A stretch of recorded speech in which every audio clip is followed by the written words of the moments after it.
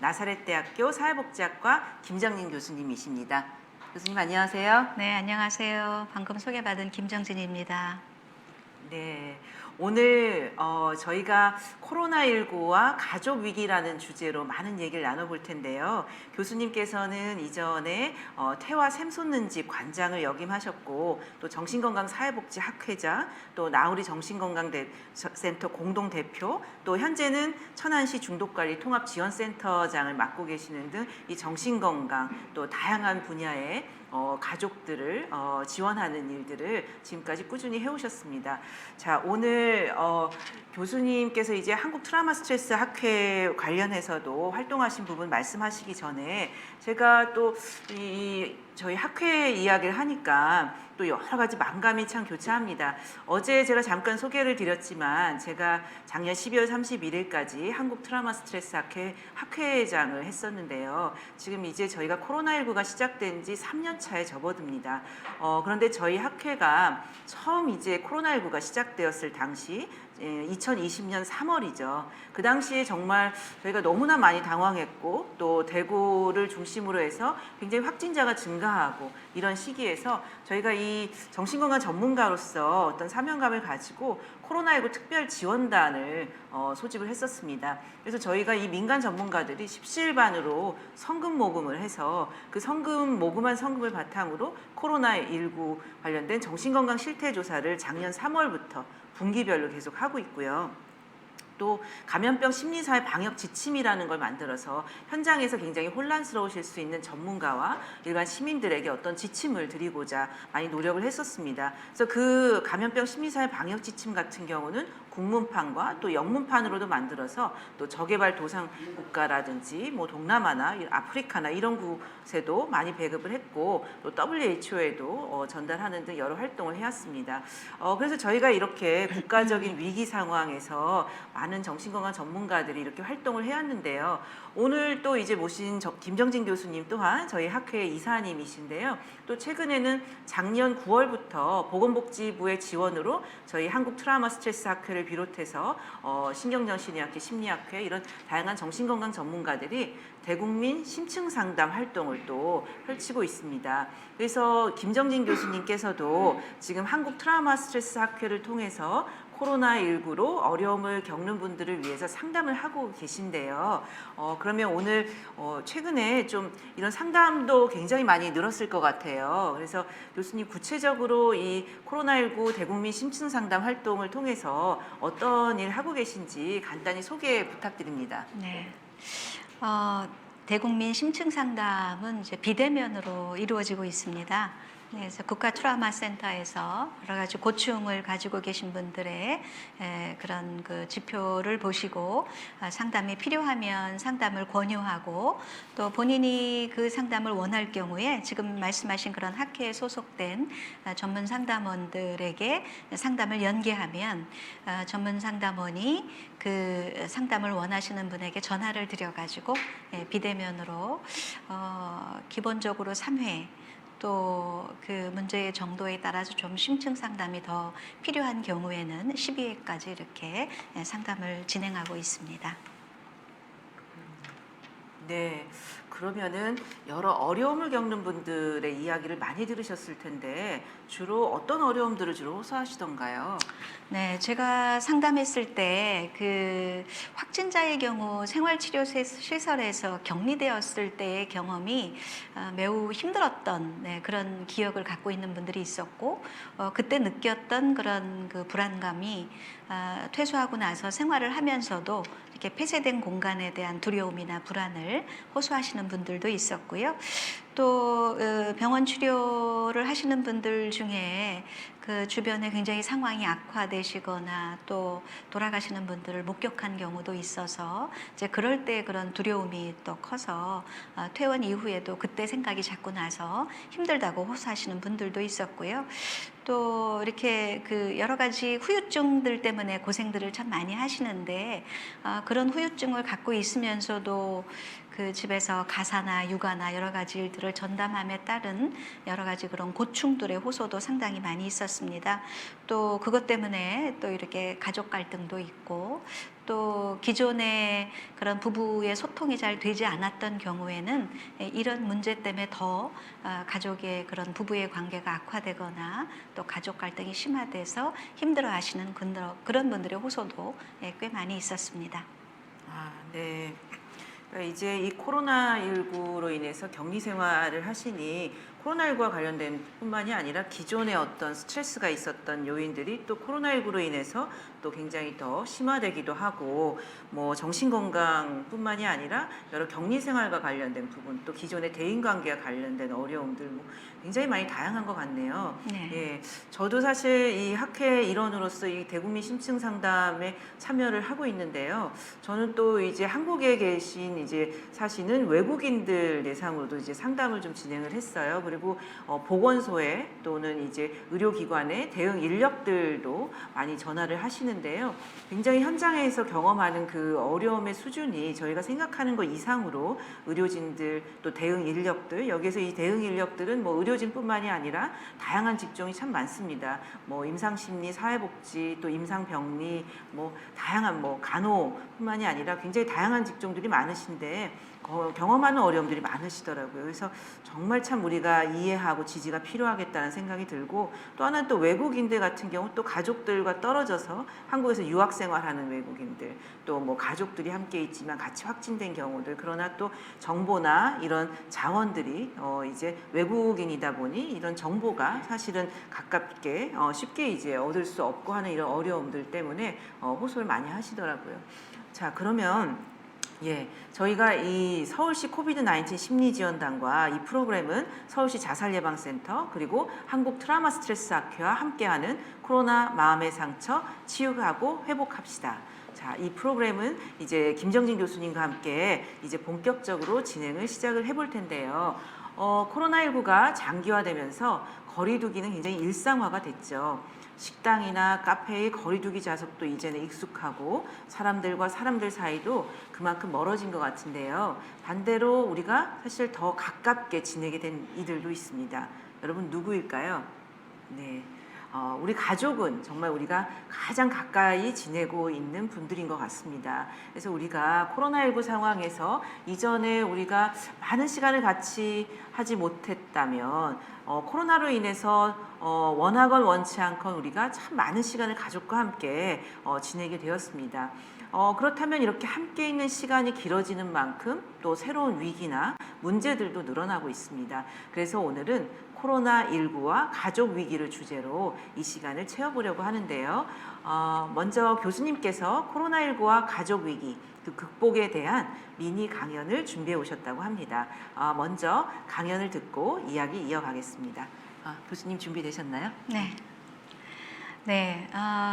코로나19와 가족 위기의 이런 기본적인 설명을 또 우리 현진희 교수님께서 해주셨는데요.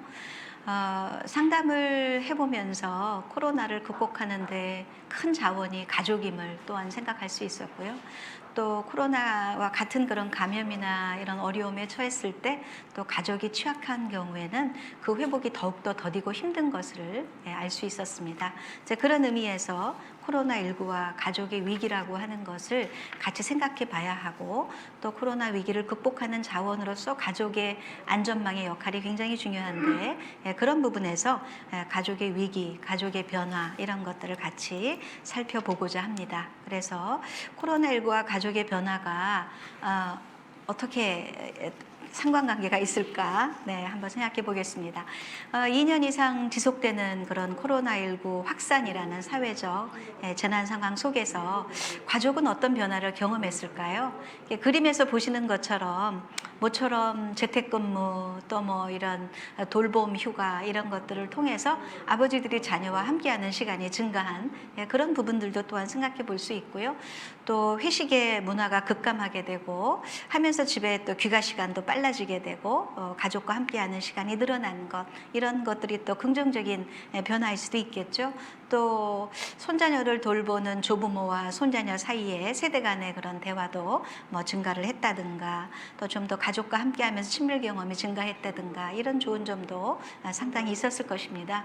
하지만 또 한편 우리 그 오른쪽에 그 사진에서 보는 것처럼 또 부정적인 변화도 있을 것입니다. 왜냐하면 가족 안에서 자녀를 돌보는 부담도 증가하게 되고 또 학교나 학원이나 이런 부분이 이제 휴원을 하게 되면서 자녀의 학습 지도를 또 이제 부모가 감당해야 되는 이제 그런 문제들, 또 뭐 이런 가족 내 여러 위생 수준이라든가 이런 것들 때문에 서로 간섭이 많아지게 되면서 가족 갈등이 생긴다거나, 또 뭐 이렇게 가족 안에서 음주가 좀 늘어난다거나, 예, 또 여러 가지 그런 경제적인 압박들이 또 인해서 갈등이 생긴다거나, 예, 이런 문제들이 상당히 부정적인 그런 경험으로서 예, 또 나타나고 있습니다. 그래서 자녀에 대한 돌봄의 부담, 또 뭐 여러 그런 사회적 돌봄 기관을 이용할 수 없는 예, 그런 시간, 그 사회적 거리두기의 제한 때문에 여러 가지 돌봄 부담이 증가한 거, 이런 것들이 가족 안에서의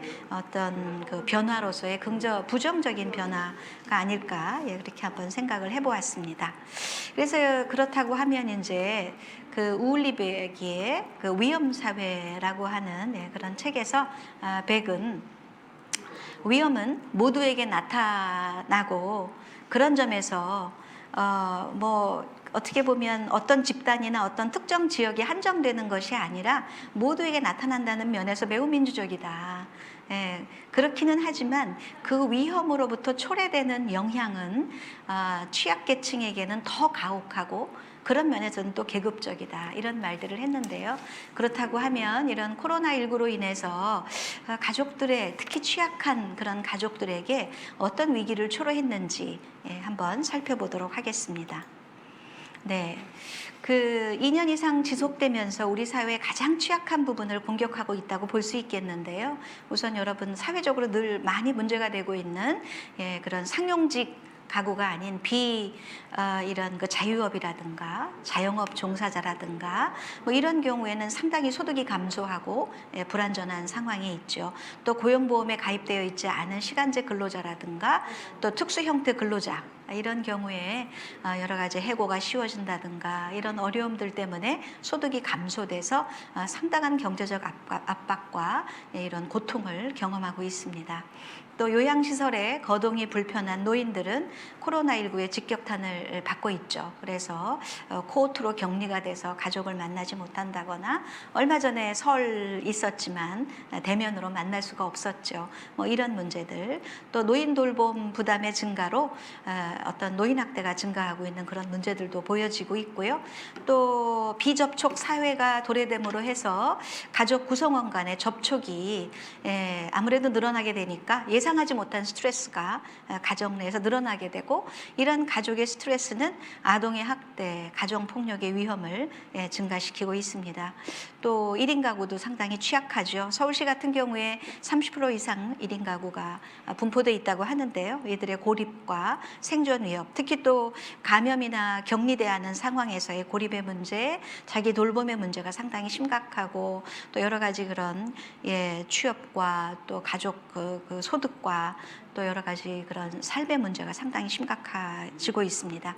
또 장애인 가족 같은 경우에 돌봄 부담이 더욱더 가중되고 있는 것도 또한 문제라고 보겠습니다. 이런 취약한 부분들을 더욱 코로나가 힘들게 하고 있는데요. 그러면 이제 지금 말씀드린 그런 각각의 요소들이 구체적으로 얼마나 과연 지금 그 부정적으로 변화하고 있는가라는 걸 살펴보도록 하겠습니다.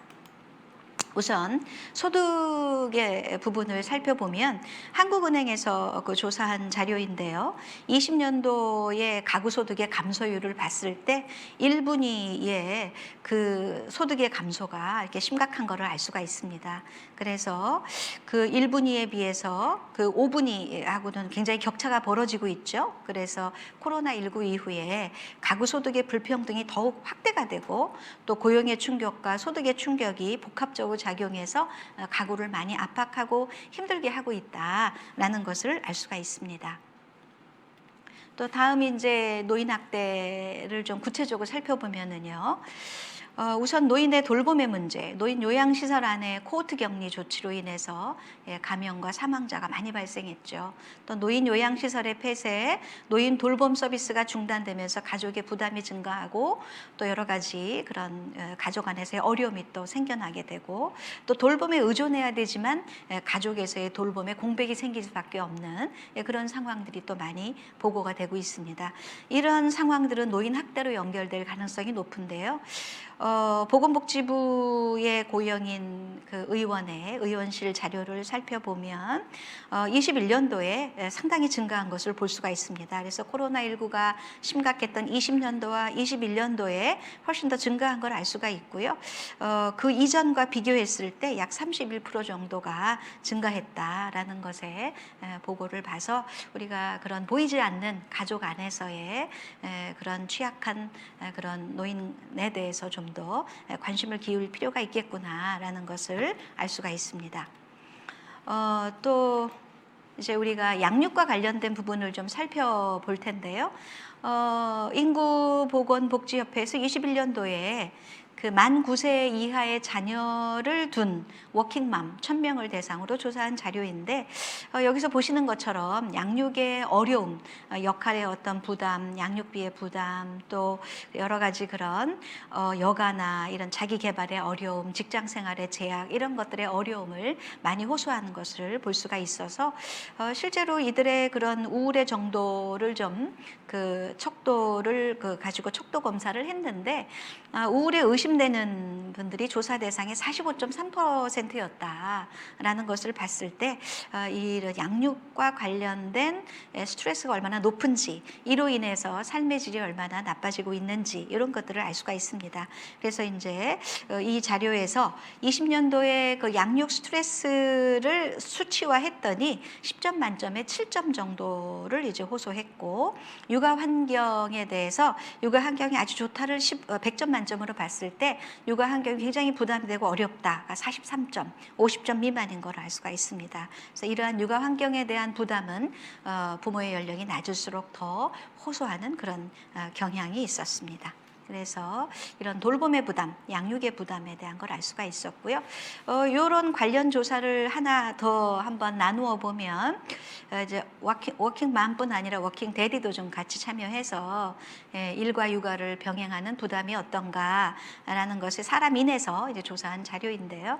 86.1%가 부담이 커졌다라고 호소를 했고 이렇게 부담이 커진 이유가 이런 휴원, 원격 수업의 장기화, 또 이런 온라인 수업에 대해서 학습 지도를 해야 되는 어려움 이런 것들에 대해서 상당히 그동안 돌봄이나 교육을 이제 사회적 자원으로 분담하다가 이제 가족의 책임으로 돌아오게 되면서 상당히 그런 양육의 부담, 그런 일과 육아를 병행하는 데 어려움 이런 호소들, 그다음에 갑작스러운 돌봄 공백을 어떻게 대처해야 될지에 대한 그런 염려와 어려움, 이런 부분들에 대해서 호소를 했고요. 또 돌봄을 위한 연차, 돌봄 휴가제도 이런 것들은 있지만 막상 회사의 눈치가 보여서 잘 쓰지 못하는 그런 문제들 등의 호소들이 있었습니다. 네, 그 다음에 또 이제 아까 살펴보았던 1인 가구의 문제가 또 어느 정도인가를 좀 살펴보는 데이터가 있어서 잠시 같이 보면은요, 아시는 대로 1인 가구는 이렇게 30% 이상, 19년도에 이미 30%를 넘어섰죠. 그리고 서울시 같은 경우에 36% 정도까지 육박하고 있다고 하죠. 그런 1인 가구가 평균 연소득은 상당히 취약해서 전체 가구의 30% 상회한다고 합니다. 그리고 또 이런 그 자가가 아니라 월세에서 생활하는 주거 형태가 상당히 불안정해서 여기 보시는 것처럼 한 40% 정도가 월세를 내고 생활하고 이런 경우에 만약에 취업이나 소득에 문제가 있을 때 당장 이런 주거에도 압박을 받을 수밖에 없는 생존의 문제를 가진 그런 1인 가구의 문제들이 상당히 사회적으로 관심을 가져야 될 부분이겠죠. 코로나19 이후에 고용시장이 상당히 안 좋지만 특히 1인 가구의 그런 고용 조건도 상당히 안 좋아져서 1인 가구의 취업 비율이 점점 낮아져 가지고 약 50% 정도 되라고 하고요. 또 취업 가구 중에서도 월 100만 원 미만의 소득의 가구가 한 12.4% 정도 돼서 상당히 그런 삶과 생존의 문제가 심각함을 알 수가 있습니다. 네, 이처럼 이렇게 1인 가구가 사회적으로 거리두기로 인해서 그런 사회적 상호작용의 빈도도 상당히 줄고 있고, 또 여러 가지 그런 고립의 문제도 있고 경제적인 압박도 크고, 이런 부분에 대해서 우리가 좀 더 관심을 가져야 되고, 또 1인 가구와 어떤 불안정한 직업군에 있기 때문에 코로나19에 따른 여러 그런 사회적인 지원 제도, 뭐 이런 재택근무, 뭐 이런 것들이 용이한 그런 직업군에 종사하지 않는 경우도 상당히 많고, 이러다 보니까 1인 가구를 이 코로나가 더 위협하고 있고 압박하고 있다는 것, 또 그들의 어려움이 얼마나 큰지 짐작해 볼 수 있는 그런 데이터였습니다. 예, 그다음에 이제 장애인 가족의 어려움을 또 생각해 볼 수 있겠는데요. 코로나19로 인해서 돌봄 공백이라고 하는 부분이 발달 장애인 가족이 상당히 크지요. 특히 발달 장애인 가족들이 이제 여러 가지 그런 발달 장애인 교육센터라든가 또 뭐 장애인 복지관이라든가 여러 직업재활기관이라든가 이런 주간 활동 서비스라든가 이런 거를 이용하면서 또 부모들은 생업에 종사하고 이제 가족을 이제 이렇게 함께 그 생활을 유지해 왔는데, 코로나 이후 19 이후에 이제 발달 재활 서비스를 하는 시설들이 상당수 휴관을 했는데 거의 70%에 육박하는 그런 시설들이 그 이용을 제한 때문에 어려움을 겪다 보니까 발달 장애인 부모들 대상으로 조사를 해본 결과 전체 응답자 중에 한 20% 정도 가까이가 자녀 돌봄 때문에 직장을 포기해야 됐다. 예, 생업을 포기해야 됐다. 특히 생업을 포기한 사람들 중에 상당수가 어머니였다는 거죠. 그래서 어머니의 그런 돌봄의 부담이 장애인 가족에서도 더 심화되고 있음을 알 수가 있었습니다. 예, 그렇다고 하면 이런 가족의 변화, 코로나19로 인해서 경험하는 긍정적인 변화도 있지만 취약한 가구에는 더욱더 코로나 위기가 상당히 그런 부정적인 변화를 준 거를 알 수가 있었는데요. 그러면은 구체적으로 가족의 위기가 어떤지 좀 더, 또 그 위기가 코로나19와 더불어서 얼마나 더 심각하게 영향을 끼칠지 이런 부분들을 살펴보도록 하겠습니다. 예. 코로나19와 가족 위기입니다. 그래서 이제 우리가 한 7가지 정도로 생각을 해볼 수 있을 것 같은데요. 돌봄의 재가족화. 그러니까 그동안은 많은 부분 사회적 돌봄이 증가해서 이런 육아나 노인 돌봄이나 장애인 돌봄이나 이런 부분이 상당 부분 사회적 돌봄이 병행이 돼서 사회적 돌봄으로 이런 가족들이 많이 도움을 받고 있었죠. 그러다가 이런 사회적 거리두기 제한 때문에 돌봄이 다시 가족 안으로 가족의 부담이 되면서 돌봄의 재가족화가 일어나고 있는 것, 이거에 따라서 또 가사 분담의 불평등이 또 가중되고 그거에 따른 가족의 스트레스가 증가하고 있다는 것, 또 가족 간의 그런 접촉 시간이 늘어나게 되면서 아무래도 접촉이 많아지고 그런 공유의 시간이 길어지고 여러 가지 경계의 문제가 생기고 하다 보니까 가족 갈등의 위기가 또 생기게 되고 이런 가족 갈등으로 인한 가족의 스트레스가 증가하고 있다는 것, 그 다음에 그거에 따라서 스트레스의 수준이 높다는 것은 결국 또 아동 학대나 방임으로, 또 돌봄의 공백은 또 방임으로 이어질 수 있고, 또 이런 가족의 스트레스가 또 아동의 학대로 이어질 수 있는 그런 문제들, 또 특히 그런 주거복지의 사각지대에 있는 취약계층의 이런 압박은 더 심해지고 스트레스가 높아진다는 것, 또 여러 가지 고용 및 자영업의 환경 변화로 인한 가구의 소득이 감소하고 있다는 것, 또 1인 가구의 그런 자기 돌봄의 취약성 및 고독사와 같은 그런 위험이 증가한다는 것, 이런 것들이 지금도 진행되고 있고 이것이 장기화되면서 앞으로도 가족을 어떤 위기를 가져오고 가족의 어떤 체계가 더 약화될 수 있는 그런 문제를 제기할 수 있어서 우리가 여기에 좀 더 주목을 하고 조금 더 구체적으로 살펴볼 필요가 있겠습니다. 그럼 우선적으로 이제 돌봄의 재가족화를 좀 생각해 보겠는데요. 돌봄의 재가족화에 대해서 구체적으로 이제 우리가 살펴보면 이제 그동안에 그런 아까 말씀드렸던 이런 여러 돌봄 교실이라든가 지역아동센터라든가 청소년 방과후 아카데미라든가 뭐 이렇게 뭐 어린이집이라든가 이런 온종일 돌봄을 체계를 그동안 우리가 사회적 돌봄으로 저출산의 대책이라든가 또 여성의 사회 참여와 더불어서 이런 온종일 돌봄 체계가 상당히 많이 확대돼 왔죠. 그게 추진돼 왔지만 코로나19의 재난 상황에서 이 협력 체계가 작동이 되지 않으면서 이런 아동과 노인과 장애인의 돌봄이 가족의 몫이 됐다는 거죠. 그래서 이제 구체적으로는 가족의 몫으로 돌아왔는데 이런 돌봄의 재가족화는 결국 여성의 돌봄 부담으로 증가할 가능성이 상당히 높고 실제로 조사를 해보니까 코로나19 이전에 남성의 응답자의 그 95%, 여성의 응답자의 65%가 취업을 코로나19 이전에 취업을 하고 있었는데 코로나19 이후에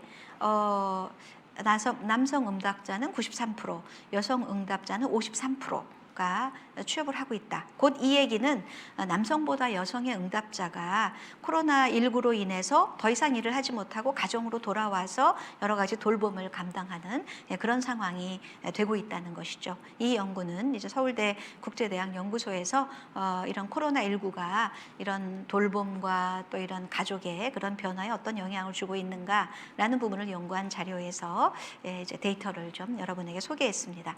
이런 것처럼 구체적으로 돌봄의 재가족화가 일어나고 그런 재가족화 안에서 여성의 돌봄의 부담이 가중되고 있다는 것이죠.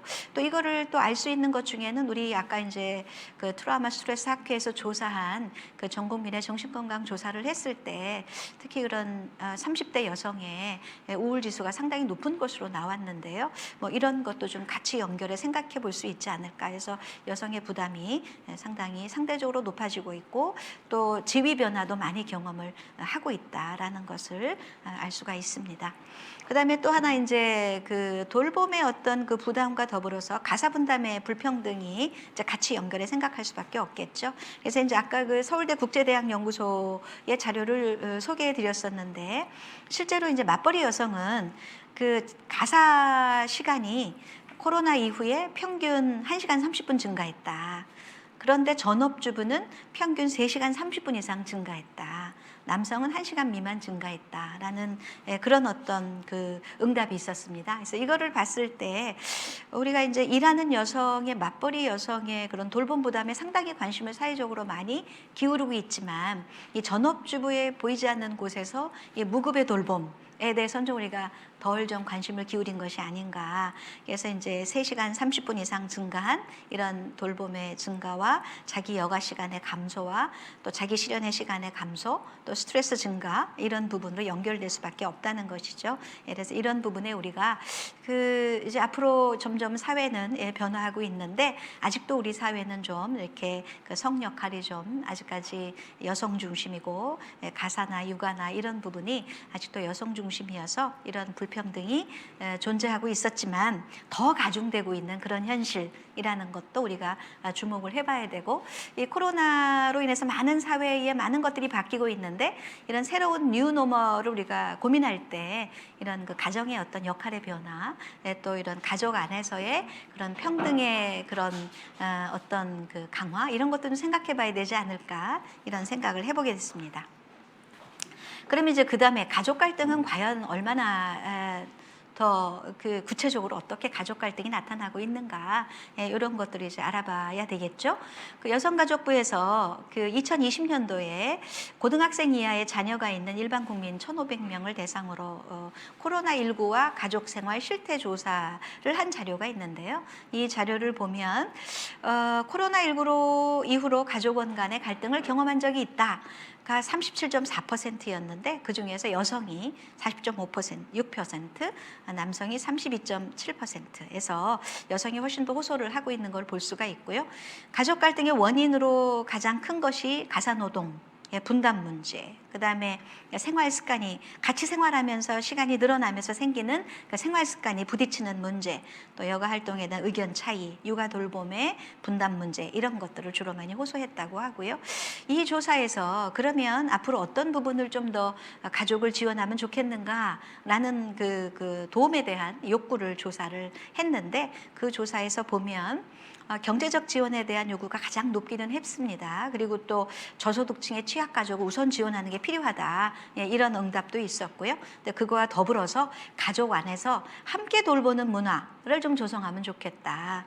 또 또 안전한 돌봄을 어떻게 할지 구체적인 가이드라인과 가족 안에서의 그런 안전한 돌봄에 대한 어떤 협력적인 노력 이런 것들도 하면 좋겠고, 놀이나 여가 활동 이런 걸 좀 지원해 주면 좋겠다.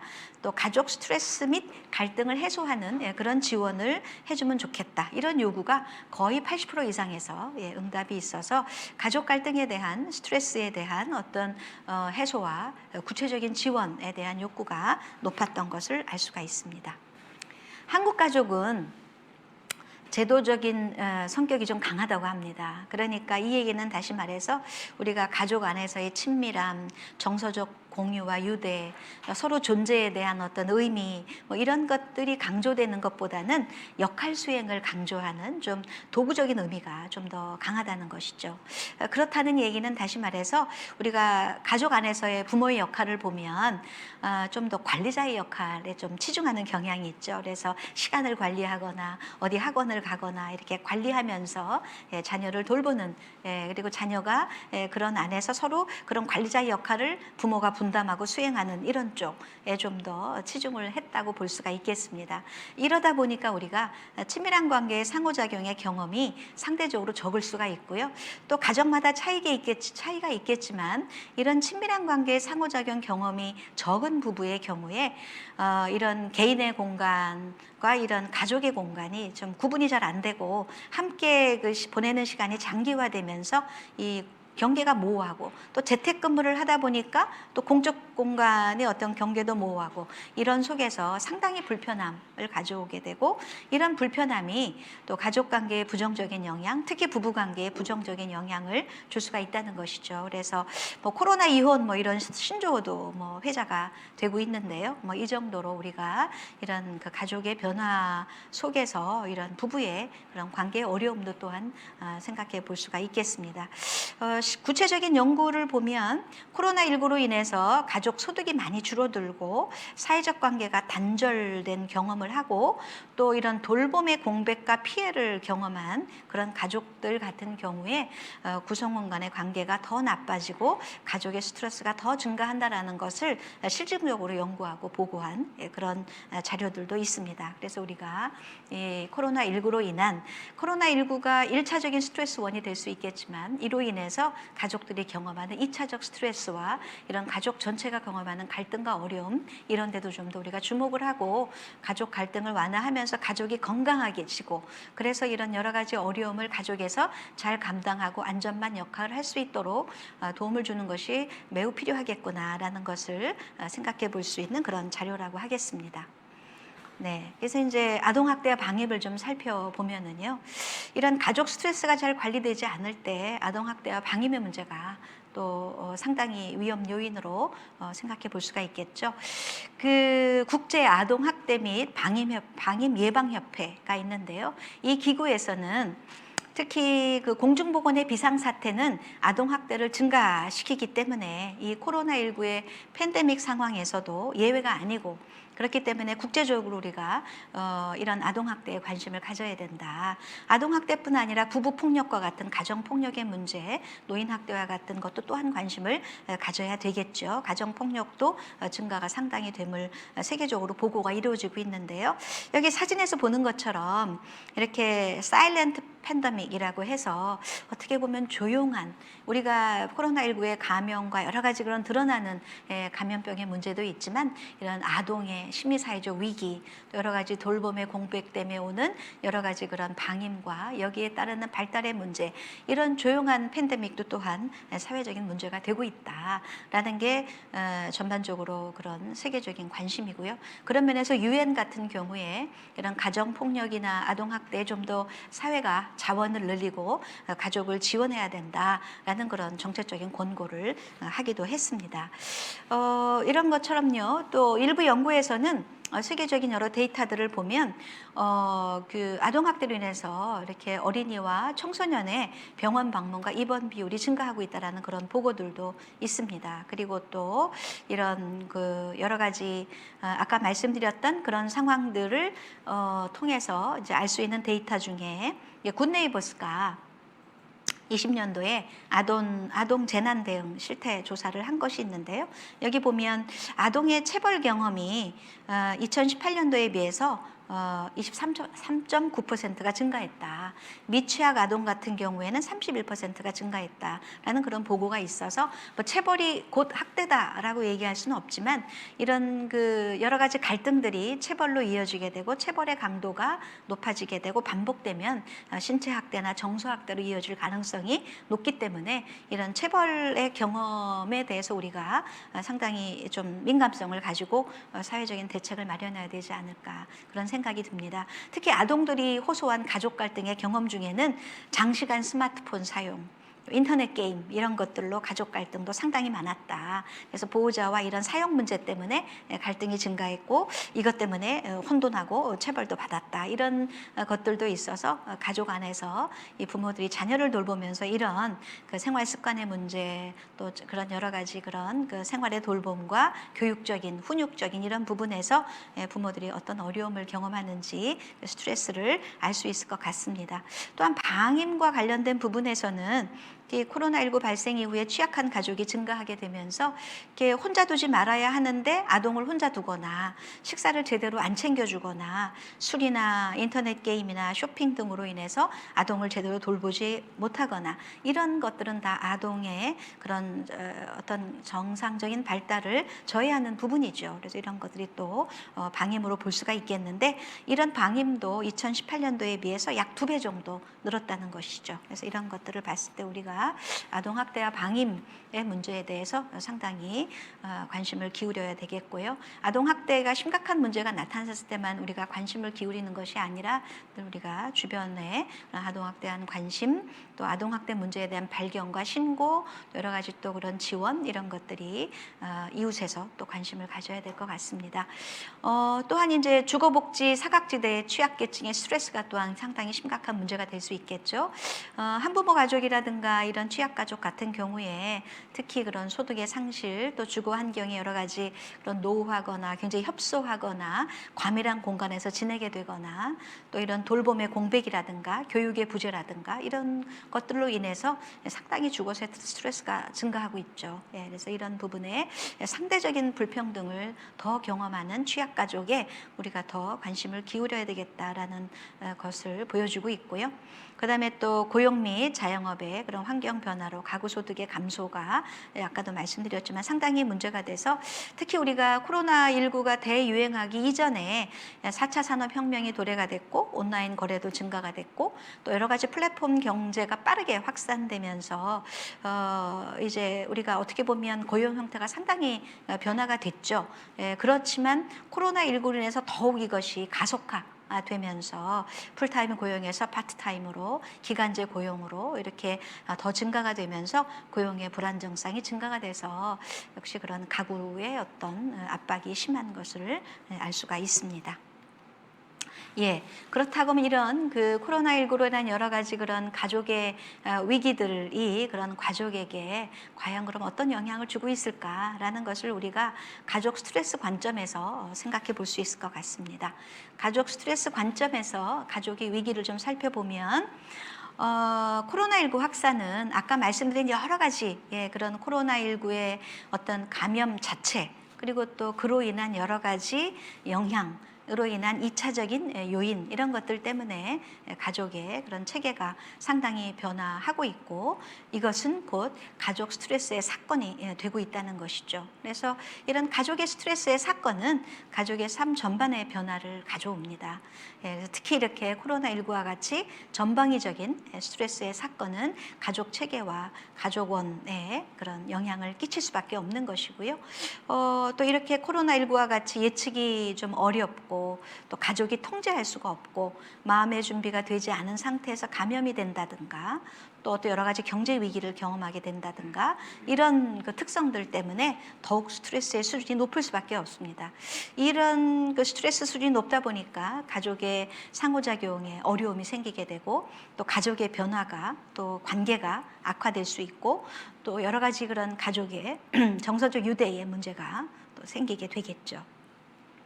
그래서 물론 정서적 유대가 강했던 가족은 가족의 시간이 증가하면서 더 좋아질 수도 있지만 상당 부분 취약한 가족은 더 악화될 수 있는 가능성이 있기 때문에 가족에게는 스트레스가 되고 이런 것들이 많은 부분 자녀와의 관계에서 어려움을 초래할 수 있다는 것입니다. 네, 그래서 이런 코로나19 확산에 따라서 감염의 위험이 1차적인 스트레스 원이 되고 또 가족 생활과 가족 관계의 다양한 차원에서 2차적 스트레스 원으로 이어져 가지고 가족과 역할의 변화, 정서적 어려움의 초래, 또 가족 전체에 높은 스트레스로 이어질 가능성이 있는 것을 알 수가 있습니다. 잠깐 좀 물 좀 마시겠습니다.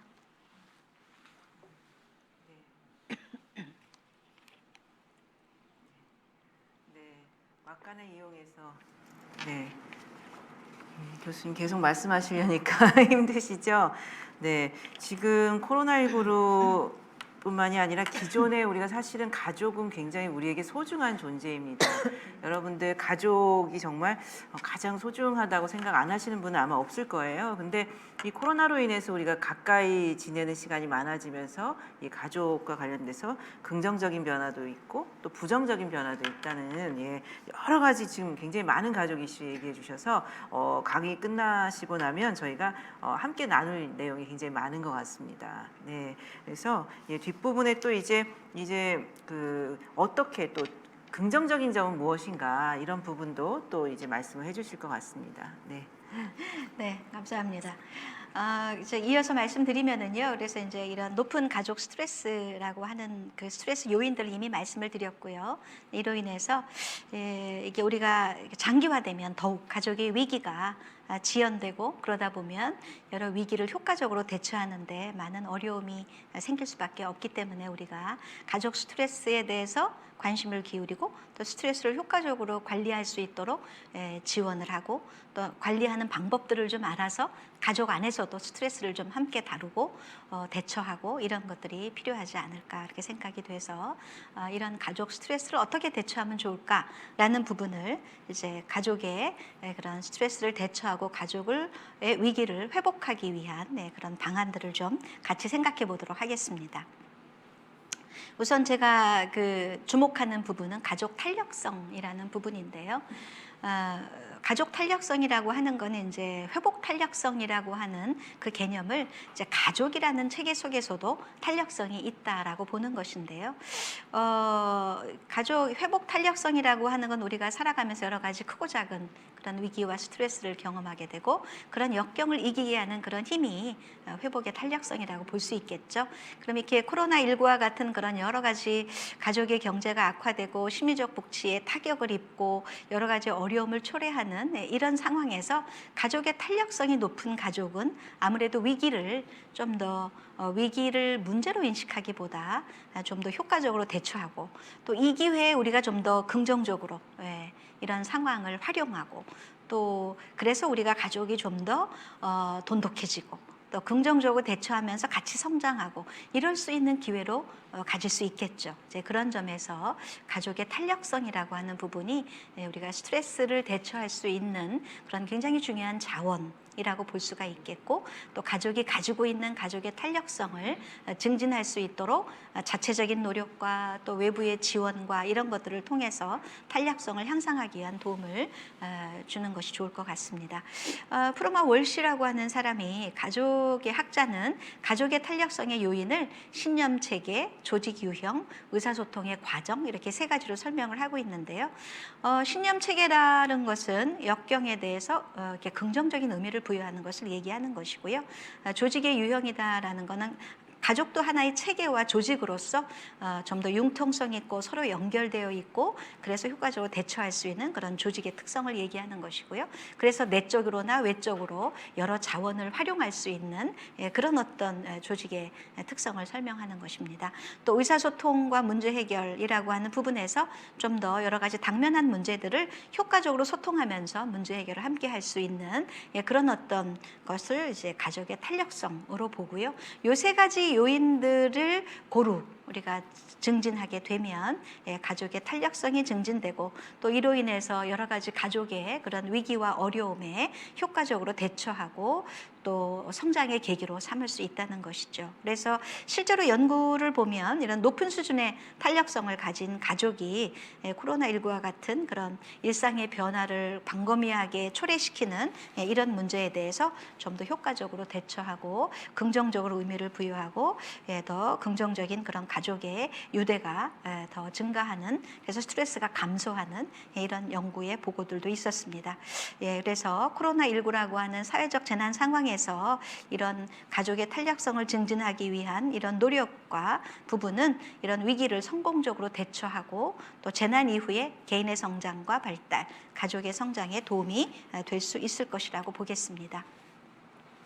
그러면 가족의 탄력성을 증진하기 위해서 우리가 할 수 있는 것이 뭘까? 좀 더 가족 탄력성의 증진 전략을 좀 살펴보도록 하겠습니다. 아까 말씀드린 것처럼 가족 탄력성에는 세 가지의 요소가 있다고 그랬죠. 신념, 체계, 조직의 유형, 의사소통의 과정인데요. 이런 요소들을 알고 우리가 가족 단위에서 우리 가족의 탄력성은 어느 정도인가 서로 같이 좀 얘기도 해보고 각각의 요소들을 증진하기 위해서 자체적인 노력도 좀 해볼 수 있지 않을까 이렇게 생각을 합니다. 우선 신념 체계는 긍정적인 의미 부여라고 했죠. 코로나19라고 하는 역경, 어려움 속에서도 가족이 함께 대응하면서 긍정적인 변화를 찾는 거죠. 우리 가족이 이렇게 좋아졌다라고 같이 의미를 발견하는. 제가 학생들을 지도하면서 이제 그런 사회적 거리두기 제안에서 어떤 변화가 있었냐라고 얘기했을 때 상당수의 학생들이 얘기한 것은 가족과 함께하는 시간이 증가하면서 비록 수업이 비대면 수업으로 상당히 집중의 어려움은 있었지만 가족과 함께하는 시간이 증가하면서 그동안 가족과 대화하지 못했던 부분들, 또 이런 어머니의 가사의 어려움을 도와드리고 함께 운동하고 이렇게 하면서 가족이 돈독해지는 그런 시간들이 굉장히 의미 있는 시간이었다. 가족의 소중함을 배우는 시간이었다. 이런 얘기들을 했고요. 또 상담을 하다 보면 이런 그 감염과 여기에 따른 여러 가지 어려움을 극복하는 과정에서 가족의 지지가 무엇보다 큰 힘이 됐다라고 얘기하는 그런 분들도 상당히 상담을 통해서 알 수가 있었습니다. 이런 계기로 더욱 가족의 그런 의미를 더 발견하고 또 이런 긍정적인 의미를 부여하는 이런 것들이 가족의 가치라고 하는 부분에서 상당히 의미 있는 그런 변화가 아닐까. 그래서 우리가 이 또한 지나가리라. 네, 얼마나 더 우리가 고통을 받아야 돼, 더 이상 감당할 수 없어, 이런 마음이 있지만 그래도 이 또한 지나가리라 라고 하는 그런 긍정적인 태도를 가지고 안심을 주는 부모의 리더십 속에서 경험하는 것들을 나누고 또 이런 의미를 찾게 도와주고 또 이런 어떻게 보면 또 우리가 더 큰 힘, 이런 초월적인 영성에 대해서도 우리가 같이 또 기대하고 또 함께 기도하고 이런 시간들을 통해서 또 어려움을 극복할 수 있을 것입니다. 이런 점에서 신념 체계를 돌아보는 시간, 또 여기에 좀 더 이렇게 긍정적인 의미를 부여하는 그런 시간들을 가족과 함께 나누는 그런 것도 상당히 그런 탄력성을 높이는데 좋은 자원이 될 것이라고 생각을 합니다.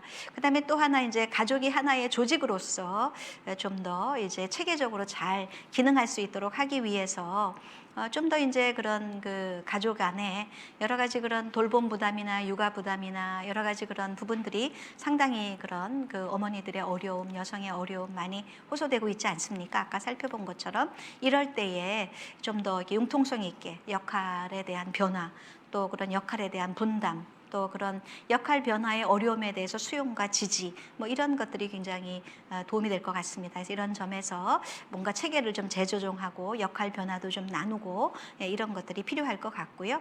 또 이런 어려움들에 대해서 우리가 내부적인 자원을 동원해서 서로 이렇게 좀 자원을 활용하는 것도 중요하겠고 또 외부적으로 다양한 그런 사회적 지원 체계들이 있는데 그런 지원 체계들이 뭐가 있나 막 검색도 해보고 알아봐서 함께 또 정보를 교환하고 우리가 또 가능한 사회적 자원도 같이 활용하자. 이렇게 해서 그냥 체계가 가족 안에서 머물러 있는 것이 아니라 이렇게 지역사회와 이런 관련된 외부의 자원을 활용하면서 확장되고 그런 부담을 완화하고 이럴 수 있는 그런 체계가 되는 것도 중요할 것 같고요. 또 이런 감정적인 유대적 그런 관계로서의 가족의 특성을 봤을 때 우리가 옳고 그름으로 가족원들 간에 판단하고 그러면서 또 갈등이 유발되고 그러는 것보다는 가족원들이 일으키는 여러 가지 행동에 대해서 그 이면에 그런 감정을 이해하고 또 공감하고 또 친밀함을 발전시키는 그런 어떤 친밀한 유대적 가족이라고 하는 부분의 조직의 특성을 또 강화하는 것도 필요할 것 같습니다. 그래서 속담에 피할 수 없으면 즐기라는 말이 있는 것처럼 우리가 가족의 놀이라든가 또 뭐 캠핑이라든가 야외 활동으로 가족의 관계를 다진다거나 또 가족이 함께 뭐 가사를 분담하고 밥상을 같이 준비하고 뭐 공동의 요리를 해본다든가 이런 조직 안에서 역할의 유연한 그런 변화 또 함께 역할을 분담하고 나누는 그런 또 여러 가지 그런 규범의 변화 이런 규칙의 변화 이런 것들을 조직 안에서 유연하게 대처하는 것도 가족의 탄력성을 증진하는 상당히 그런 도움이 될 것입니다. 그래서 그런 점에서 우리의 가족은 어떤 특성이 있나 우리는 좀 아까 우리 한국 가족이 상당히 도구적이다라고 얘기했는데 이런 것들을 돌아보면서 우리가 가족의 소중함을 다시 한번 생각해보고 또 친밀함 또 그런 감정적 유대 또 이런 그 관계의 변화 이런 것들을 통해서 그런 현재 당면한 어려움을 함께 넘어설 수 있는 그런 조직으로 이렇게 발전시키면 좋을 것 같습니다. 그다음에 이제 세 번째 큰 요소가 의사소통의 과정인데요. 아무래도 가족의 그런 그 다양한 구성원들 간에 그런 의사소통이 제일 중요하지 않습니까? 근데 우리가 서로의 감정과 이런 의견을 보다 효과적으로 내놓고 개방적으로 소통하는 것이 참 중요한데 이런 가족 안의 위계 질서 때문에 소통이 좀 어렵다든가 또 이제 그런 문제들이 가족 안의 소통의 어려움을 많이들 호소를 하고 있죠. 그러나 이번을 계기로 해서 가족이 함께하는 시간이 많아지는 만큼 이걸 통해서 뭐 가족 회의를 한다든가 또 어떤 공통된 주제 가족이 겪고 있는 감염과 이런 위험과 이런 거 사회적 제한 때문에 경험하는 어려움들과 이런 것들의 주제들을 좀 함께 나누고 함께 대처하는 것을 결정하고 또 뭔가 이런 가족에서의 그런 재택 시간이 많아지면서 일상이 깨지면서 습관 때문에 충돌도 많다고 했는데요. 이런 가족의 어떤 루틴과 일상을 함께 만들고 규칙을 함께 만들어서 좀 같이 실천해 보게 하고 또 여러 가지 그런 가족의 참여를 좀 통해서 가사를 나누고 이런 소통들을 좀 함께 하다 보면 이것이 좀 더 가족 안의 어떤 문제 해결 능력이 더 향상되고 가족의 응집력이 높아지게 되고 이런 부분들이 결국은 또 가족의 탄력성을 높여주는 계기가 될 것입니다. 그래서 우리가 가족 자체적으로 가족 단위에서 이런 세 가지 요소들을 좀 생각해 보고 각각의 요소들을 증진할 수 있는 방안들을 자체적으로 한번 같이 나누어 보고 이런 시간도 가져보면 좋을 거라고 생각이 됩니다. 네, 가족 탄력성을 이렇게 증진하기 위해서 가족 기능을 향상할 수 있는 또 이런 지원도 해주면 좋겠죠. 그래서 여러 가지 그런 그 코로나 장기화로 인해서 가족이 힘든 상황에도 이렇게 긍정적인 시각을 갖고 일상의 중요성을 인식하고 또 가족이 소통하고 또 협력적으로 소통하고 이럴 수 있는 그런 탄력성을 높이기 위해서 가족 생활 교육의 어떤 자료들 이런 것들을 좀 컨텐츠를 만들어서 또 이렇게 보급하고 또 가족에서 실천해 볼 수 있게 도움을 주고 이런 것도 상당히 필요할 것 같습니다. 그래서 건강가정지원센터나 또 다문화 가족 지원센터나 또 뭐 지역사회에 있는 사회복지관 등에서 상당히 그런 위기를 경험하는 가족들을 대상으로 많은 지원을 하고 있는데 그 지원을 할 때 이런 가족 탄력성과 관련된 주제에 대해서도 관심을 가지고 정보를 제공하고 또 가족 상담 서비스도 제공하고 또 필요하면 전문 상담 자원을 연계하고 이런 것들을 같이 가는 것이 도움이 되지 않을까 그렇게 생각이 됩니다. 이렇게 보면 이제 우리가 가족 탄력성이라고 하는 게 내부 자원만 가지고는 되지 않습니까? 그래서 이제 외적으로 다양한 자원들의 정보를 알고 그 정보를 활용하는 것이 굉장히 중요할 텐데요. 자녀 돌봄과 관련된 자원들이 상당히 많이 있습니다. 그래서 이 정부의 돌봄 서비스 지원 사업이 있는데 우리 가족에게 맞는 그런 돌봄 지원 사업을 활용하는 거 제안드리고 싶습니다. 네, 그 외에도 이제 건강가정센터가 이런 가족 상담 전화를 운영하고 있어서요. 가족 상담 전화를 활용하시는 것도 도움이 되겠고, 또 위기 상황에 처한 취약 가족들을 위해서 포괄적인 그런 서비스도 연계하고 교육도 하고 여러 가지 그런 가정 가사 지원도 하고 상담도 하는 통합 사례 관리 지원 서비스가 있습니다. 그래서 이런 지원도 활용하시면 좋을 것 같고, 또 건강복지센터가 지역마다 있는데요. 이런 정신건강복지센터에 이런 위기 상담 전화를 이용하시는 등 외적 자원을 보다 활발하게 활용하시는 것도 굉장히 도움이 될 것 같아요. 취약 가족이 일수록 상당히 외부 자원이 많이 도움을 필요로 함에도 불구하고 상대적으로 외부 자원을 이용하지 못한다고 합니다. 그런 이유는 정보를 몰라서 그럴 수도 있겠죠. 그래서 이런 취약 가족을 찾아가서 이런 정보가 있다는 것도 알려주고 정보에 접근할 수 있게 도움을 주는 것도 상당히 필요할 것 같습니다. 네. 그다음에 이제 1인 가구가 이제 상당히 그 어려움이 있다고 아까 말씀을 드렸었죠. 그래서 이제 1인 가구에게는 가족 탄력성이 생각해 볼 수 있는가라고 얘기할 수도 있겠지만 1인 가족도 가족이 있지 않습니까? 그래서 가족과의 유대, 연대를 유지할 수 있도록 도움을 주는 건 상당히 중요할 것 같고요. 그래서 1인 가구도 이런 유연한 소통과 대처와 관계 유지를 통해서 탄력성을 높일 수 있게 도움을 줄 뿐 아니라 실제로 또 가족이 아주 단절된 그런 1인 가족도 상당히 많기 때문에 그렇다고 하면 이웃과의 연계, 그래서 사회적 가족의 그런 관계를 구축하는 것도 상당히 필요하겠죠. 그래서 여기 보면 이제 강남구에 1인 가족 커뮤니티 센터 뭐 이런 것들 있는 것처럼 서울시에는 그런 서울시 사회적 가족 지원 조례에 의해서 그런 구마다 이런 사회적 가족을 지원하는, 그래서 1인 가구의 그런 사회적 네트워킹을 도와주고 1인 가구의 어떤 삶의 질을 개선할 수 있게 도움을 주는 사업들이 많이 있으니까 그런 사업들을 활용하시는 것 도움이 될 것 같고요. 근데 오른쪽에 있는 이 사진은 이제 그 1인 가족의 돌봄이 필요함에도 불구하고 단절돼 있고 고립돼 있는 가족들을 찾아가서 도움을 주는 것들이 최근에 많이 이제 그 사회적 과제로 되고 있어서요. 서울시 같은 경우에 서울시 복지재단에서 10개 복지관을 선정해 가지고 고립 가구를 발견하고 또 외부 지원 체계를 연결하는 그런 사업들을 하고 있다고 합니다. 그래서 자원봉사자와 연계해서 이웃과 연계하고 1대1로 지원하고 이런 사업들 등 다양한 1인 가구를 위한 사업들도 이루어지고 있으니까 이렇게 적극적으로 이웃에 관심을 가지고 찾아가는 도움도 주시고 또 1인 가구에서도 이런 자원들을 적극 활용하셔서 코로나19의 위기를 잘 넘어가실 수 있으면 좋겠습니다. 네. 그럼 이제 이렇게 가족 차원에서 할 수 있는 그런 대책이 있다고 하면 가족 위기라고 하는 건 상당히 정책적 지원을 필요로 하는 부분이죠. 그래서 이제 아까 말씀드렸던 돌봄 휴가를 강화하는 것인데 사실 가족 돌봄 휴가 제도 같은 것들이 상당수 상용직이나 이런 그 대기업이나 공공기관에서는 상당히 많이 활용을 하고 있습니다만 아까 얘기했던 그런 일용직 또 자영업자 등은 이용하기 어려운 제도이죠.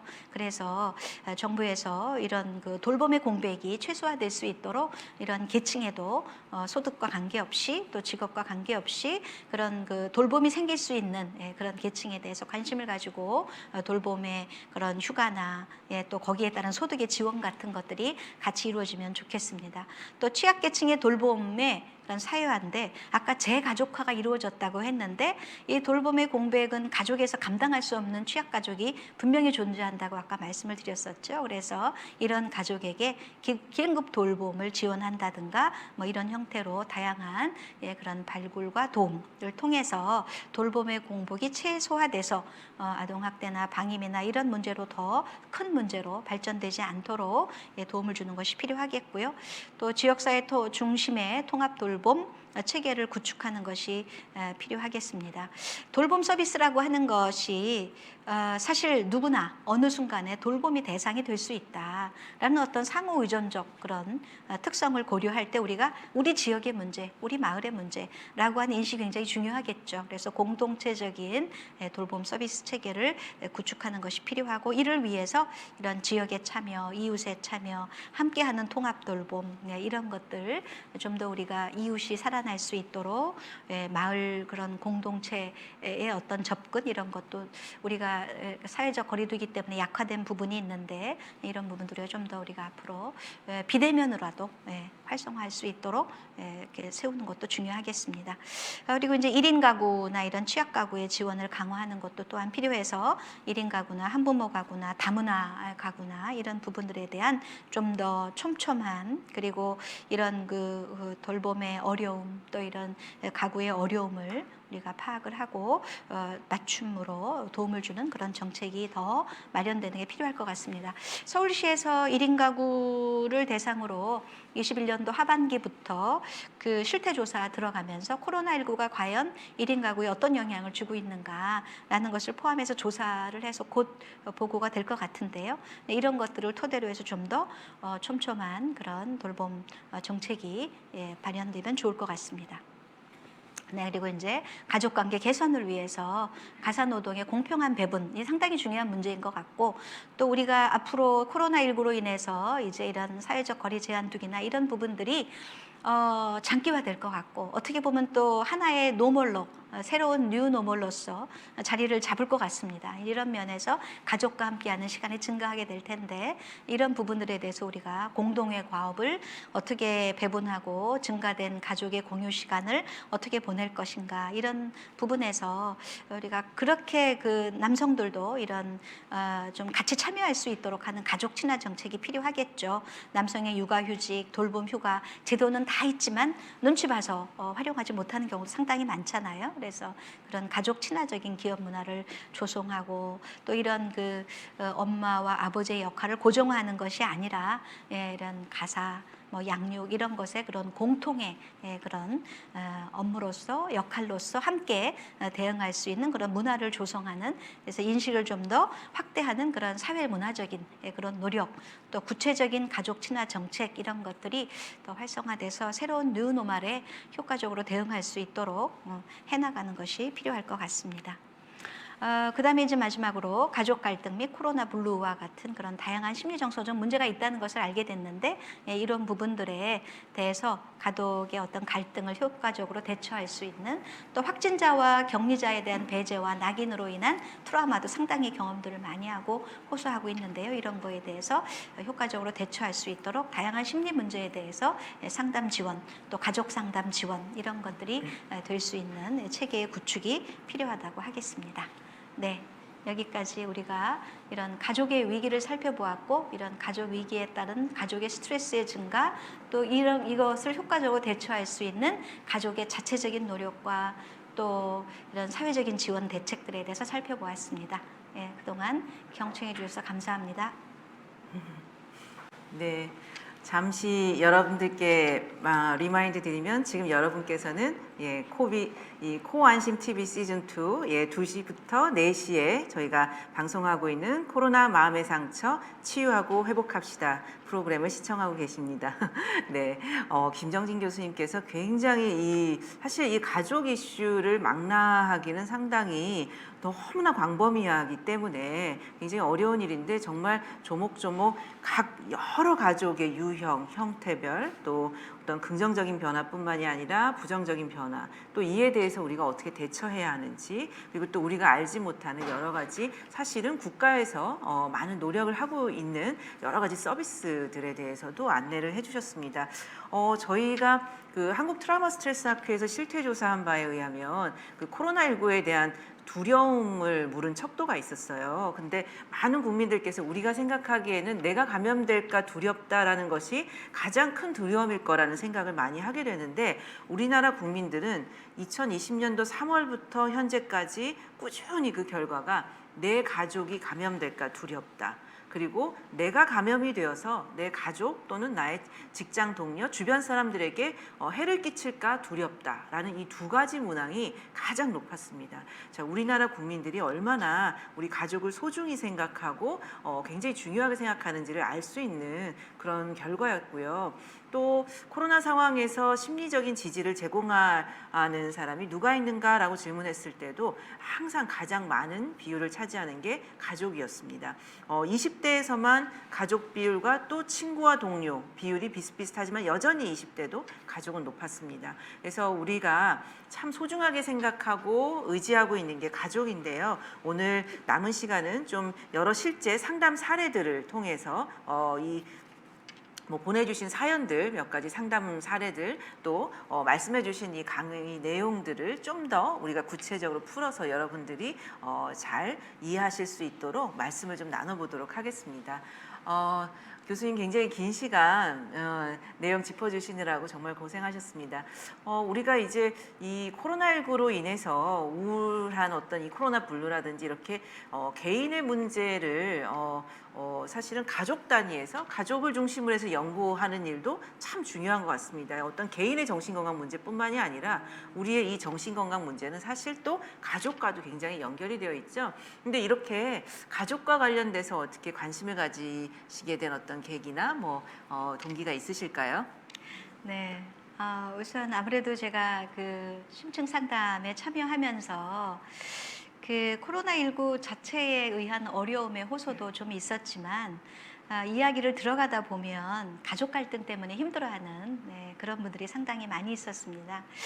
그래서 그렇다고 하면 이 코로나19 상황이 가족에게 상당히 그런 영향을 주고 있고 또 어떻게 보면 코로나19의 어려움을 회복하는 과정에서의 가족의 자원이 정말 중요한데 그러면은 이런 가족 단위로 좀 우리가 가족을 건강하게 하는 그런 방안들도 관심을 가져야 되지 않을까. 그러면 과연 얼마나 가족들이 영향을 받고 있는가. 이런 부분에 좀 관심을 갖게 돼서 이 주제로 좀 오늘 준비를 하게 됐습니다. 네, 그렇습니다. 우리가 개인의 정신건강도 상당히 중요하지만 또한 나의 정신건강에 영향을 미치는 게 또 우리가 함께 있는 가족이고요. 또 우리 가족이 또 굉장히 어려움을 겪을 때는 또 남은 가족들이 굉장히 힘든 경험을 하게 됩니다. 그래서 우리가 가족을 함께 생각하고 해결책을 찾아가는 노력들은 굉장히 중요할 것 같습니다. 그렇다면 우리가 그 코로나와 관련된 뭐 코로나 블루라는 얘기도 나오지만 사실은 이것은 뭐 진단명도 아니고 병명도 아닙니다. 이 코로나19로 인해서 많은 분들이 우울감을 호소하고 있고 어찌 보면 이 우울감을 호소하는 것이 지극히 정상적인 반응이다라고 할 수 있을 정도로 지금 코로나가 장기화되고 있고 한데요. 그러면 혹시 내가 코로나 블루인가? 뭐 이런 거를 뭐 간단히 알아볼 수 있는 테스트도 있을까요? 네. 그 PTSD 증상 척도라고 해서요. 이렇게 외상적 경험이라고 하는 것, 특히 코로나19와 같은 그런 광범위한 그런 생활과 개인의 어려움을 초래하는 이런 부분에 있어서 외상적 경험에 의해서 얼마나 스트레스를 경험하고 있는가라는 걸 알아보는 PTSD 증상 척도, 또 우울 정도를 알아보는 우울 증상 척도, 또 스트레스를 진단하는 척도 이런 것들을 좀 활용하면 어느 정도 내가 코로나 블루인지 좀 전문적인 그런 상담이나 치료가 필요한지 이런 것들을 좀 가늠할 수 있을 것 같고요. 이런 척도는 정신건강복지센터가 지역마다 있는데요. 여기 홈페이지에 들어가시면 자가진단을 해볼 수 있고 바로 결과가 나올 수 있고요. 또 그 결과를 가지고 정신건강복지센터에서도 상담을 받을 수 있기 때문에 여러분이 이것을 적극 활용해 주시기를 바랍니다. 네, 네. 네, 그 여러분들 굉장히 많이 궁금해 하실 텐데 요즘 홈페이지 다 들어가 보시면 정신건강복지센터나 또 국립정신건강센터에 또 그 정신건강 포털 사이트도 생겼습니다. 뭐 여러 가지 다양한 그 국가에서 운영하고 있는 정신건강 관련된 홈페이지들이 있는데 거기 들어가 보면 자가진단을 할 수 있는 간단한 테스트들이 많이 있습니다. 교수님께서 말씀해 주신 것처럼 여러 가지 이제 종류의 정신건강 이슈들이 있을 텐데요. 특히 이제 우울 같은 경우는 저희가 지금 국민들이 코로나19 이후에 우울감이 굉장히 증가하고 있다. 코로나 우울이다, 블루다, 뭐 이런 많은 말씀들을 하시는데 그 우울 척도를 살펴보시면 굉장히 여러분들이 이해가 가실 수가 있습니다. 이 PHQ-9이라는 그 9개 문항으로 된 우울증을 간단히 이제 스크리닝할 수 있는, 선별할 수 있는 척도가 있는데요. 그 내용을 보면 피로감을 많이 느낀다. 잠을 잘 못 잔다. 또는 수면에 뭐 문제가 생긴다. 또는 희망이 없다고 느낀다. 뭐 흥미와 즐거움이 없다. 식욕에 많이 변화했다. 또 뭐 내가 실패자인 것처럼 느껴진다. 일상생활에 집중하기가 어렵다. 또 말과 행동이 느려진다. 또 뭐 죽고 싶다는 생각이 든다. 이르기까지 가만 살펴보면 뭐 피로감이라든지 흥미나 즐거움이 없다든지 뭐 희망이 없는 것 같다. 뭐 자꾸 수면에 문제가 생긴다. 뭐 식욕에 변화가 많이 생겼다. 뭐 코로나19 이후로 왜 확진자 뭐 이런 말도 막 지금 우리 많이 얘기했잖아요. 막 신체 활동 안 하고 집에만 있으면서 살찌고 뭐 이런 거에 대한 걱정들 정말 많으시잖아요. 마스크 끼고 헬스클럽 뭐 운동하러 갈 수도 있지만 많이 이제 제한이 되고 하다 보니 이전보다 신체 활동도 적어지고 그러니까 뭐 식욕의 변화도 있죠. 그리고 이 규칙적인 생활을 안 하다 보니 밤에 잠이 잘 안 와요. 그렇지 않나요, 여러분? 이게 뭐 밤늦게까지 게임을 한다든지 또 뭐 넷플릭스 또 많이 보급돼서 영화 본다, 뭐 친구들이랑 SNS로 소통하고 뭐 많은 활동하다 보면 자꾸 리듬이 깨집니다. 그러면 리듬이 깨지면 또 밤에 제 시간에 잠이 안 와요. 그러니까 이 PHQ-9의 이 우울증 척도를 가만히 들여다보면 우리가 지금 코로나19 상황에서 경험하고 있는 이런 많은 이슈들이 거의 뭐 이 척도에 담겨 있습니다. 그러니 우울감이 높게 나타나겠죠. 그러니까 이제 우리가 어떤 병적인 우울증과 정말 코로나19로 인해서 우리가 스트레스 반응으로서 어떤 이런 우울감이 증가하는 부분들을 좀 구별할 필요가 있겠고 이런 우울감이 증가할 때는 또 이런 스트레스 대처 방법들을 적극적으로 활용하시는 거. 어제도 그 스트레스 대처 방법들에 대해서 많이 이야기를 나눴었는데요. 아마 다음 주까지도 계속 많은 얘기가 나올 겁니다. 여러분들 잘 들어보시고 여러분들에게 맞는 방법들을 잘 실천해 보시면 좋을 것 같습니다. 네, 그러면요. 아까 교수님 강의하신 내용 중에서 굉장히 딱 꽂히는 단어가 있었어요. 돌봄의 재가족화다 이런 말씀을 하셨습니다. 굉장히 그게 참 마음에 와닿는데요. 우리가 사실은 최근에 우리 어머님 세대 옛날에 저도 이제 어렸을 때 생각해 보면 모든 가족의 돌봄은 가족 내에서 이루어졌었어요. 그 당시에는 뭐 할머니가 쓰러지셔서 중풍이 걸리셨는데 저희 어머니가 집에서 할머니를 다 명수발을 하시고 온갖 걸 다 하셨거든요. 그리고 뭐 집에서 뭐 치매 환자 돌보는 거, 뭐 뇌졸중, 뭐 이런 여러 그런 만성 성인 질환이 있었을 때 가족이 다 돌봤어요. 근데 요즘은 어떤가요?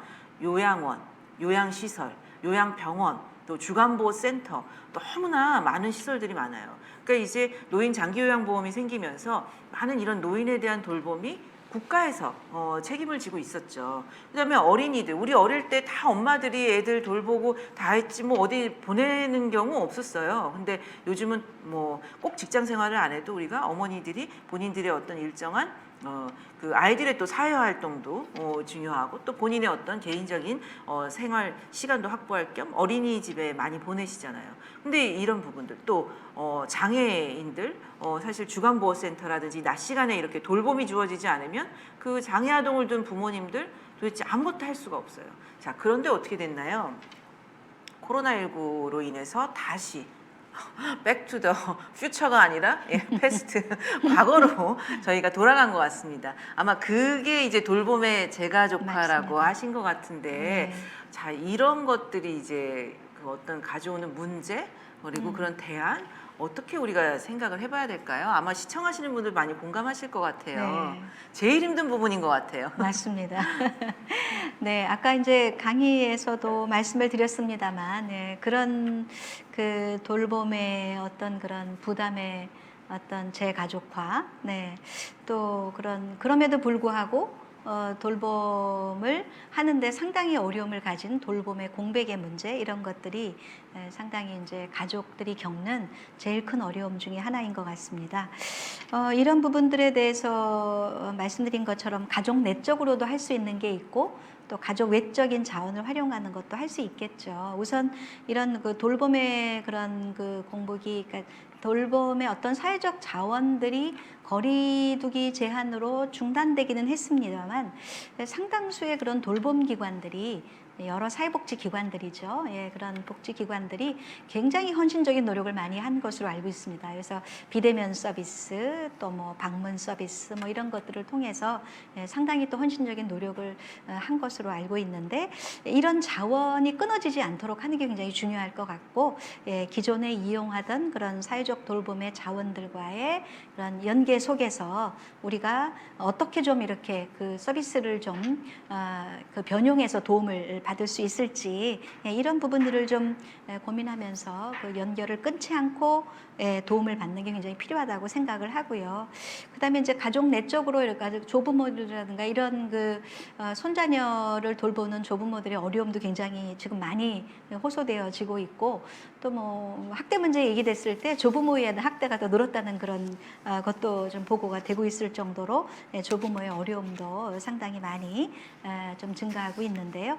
어쨌든 가족 내적 자원을 이용할 때 이런 그 돌봄을 감당하는 그런 부분에 대해서 우리가 좀 더 그 돌봄을 분담하고 같이 나누고, 또 돌봄의 어려움에 대해서 지지하고 격려하고 이럴 수 있는 가족의 분위기를 만들어가는 것, 이런 것도 굉장히 필요할 것 같습니다. 네. 네네. 굉장히 중요한 이슈인데요. 아마 많이들 힘들어하는 이슈가 이런 부분이 아닐까 싶어요. 그럼 이쯤에서 저희 코안신 TV로 온 사연들을 통해서 지금 강의하신 내용과 함께 좀 여러 가지 좀 살펴보도록 하겠는데요. 방금 말씀하신 그 돌봄의 이슈는 이제 가족 구성원들을 좀 도움을 청해서 이런 돌봄 이슈들을 해결할 수 있다, 뭐 이런 차원이지만, 또 이 사연을 보면 또 다른 이슈가 또 있는 것 같습니다. 한번 제가 이 사연을 여러분들에게 좀 공유를 해드리겠습니다. 일을 꼭 해야 하는 싱글맘인데요. 네, 재택근무를 하고 있는데 10살, 6살 아이 둘을 돌보면 일을 하는 게 너무 힘이 듭니다. 일을 줄이자니 생계에 지장이 생기고 아이들을 그냥 방치해 두는 건 아닐까 하고 죄책감이 들 때가 많습니다. 이럴 때 아이 아빠가 있었다면 좀 더 나았을까 싶기도 하고요. 아이들에게 죄 짓는 기분이 계속 들어요. 자, 싱글맘이시네요. 요즘 사실 혼자서 애 키우시는 분도 많고, TV에도 보면 싱글맘들, 싱글데디도 요즘 나오고 있고요. 뭐 그 우리 예능 프로그램에도 보면 굉장히 이런 사회적 분위기가 많이 이전과는 달라진 걸 맞아요. 볼 수가 있는데요. 어떻게 생각하시나요, 교수님? 네, 한부모 가정의 어려움은 정말 크지요. 네. 네, 지금 말씀하신 것처럼 이렇게 죄책감을 가지고 아이들을 돌보면 사실 효과적으로 아이들 돌보기 어렵잖아요. 맞아요. 오히려 죄책감 때문에 더 네. 이제 그런 통제하는 행동을 하게 될 수도 맞아요, 있고, 맞아요. 또 그러면 또 자기 성찰을 하면서 자기 네. 비난을 하고 이러기가 쉬운데요. 사실 이럴 때 저는 외적 자원을 활용하는 게 굉장히 중요하다고 생각을 합니다. 그래서 이제 건강가정센터의 그 통합돌봄 아까 말씀드렸는데요. 이런 통합돌봄 사례관리를 좀 신청하는 것도 방법일 것 같습니다. 그래서 돌봄의 공백을 최소화할 수 있도록 외적 자원을 활용하는 거 필요하고, 그러면서도 어머니의 그런 싱글맘의 양육의 어려움은 참 많죠. 여러 가지 그런 그 아버지의 역할과 부재의 부분을 좀 보완하기도 하고, 또 그런 그 뭐라 그럴까요, 양육의 어려움과 여러 개인적인 심리적인 어려움을 나눌 수 있는 그런 대상이 없이 혼자 감당해야 되잖아요. 이제 그렇기 때문에 이런 싱글맘 자조 모임 참여가 굉장히 전 중요하다고 생각을 합니다. 그래서 뭐 건강가정센터나 또 지역의 사회복지관들에서 상당히 이런 그 한부모 가족의 이런 동호회, 자조 모임 이런 것들을 많이 하고 있거든요. 그래서 그런 모임에 뭐 지금은 대면 참여가 어렵지만 비대면으로도 지금은 모임이 이루어지고 있으니까 뭐 하다못해 카톡이라도 또 줌이라도 이런 것들을 통해서 양육 스트레스를 좀 서로 나누고 털어놓고, 또 심리적으로 지지도 받고 내가 혼자가 아니구나, 나와 함께 할 수 있는 사람들이 있구나, 이렇게 하면 되겠구나라고 배우고 서로 지지하는 그런 참여를 통해서 좀 스트레스를 해결해 가는 것도 굉장히 중요하다고 생각을 합니다.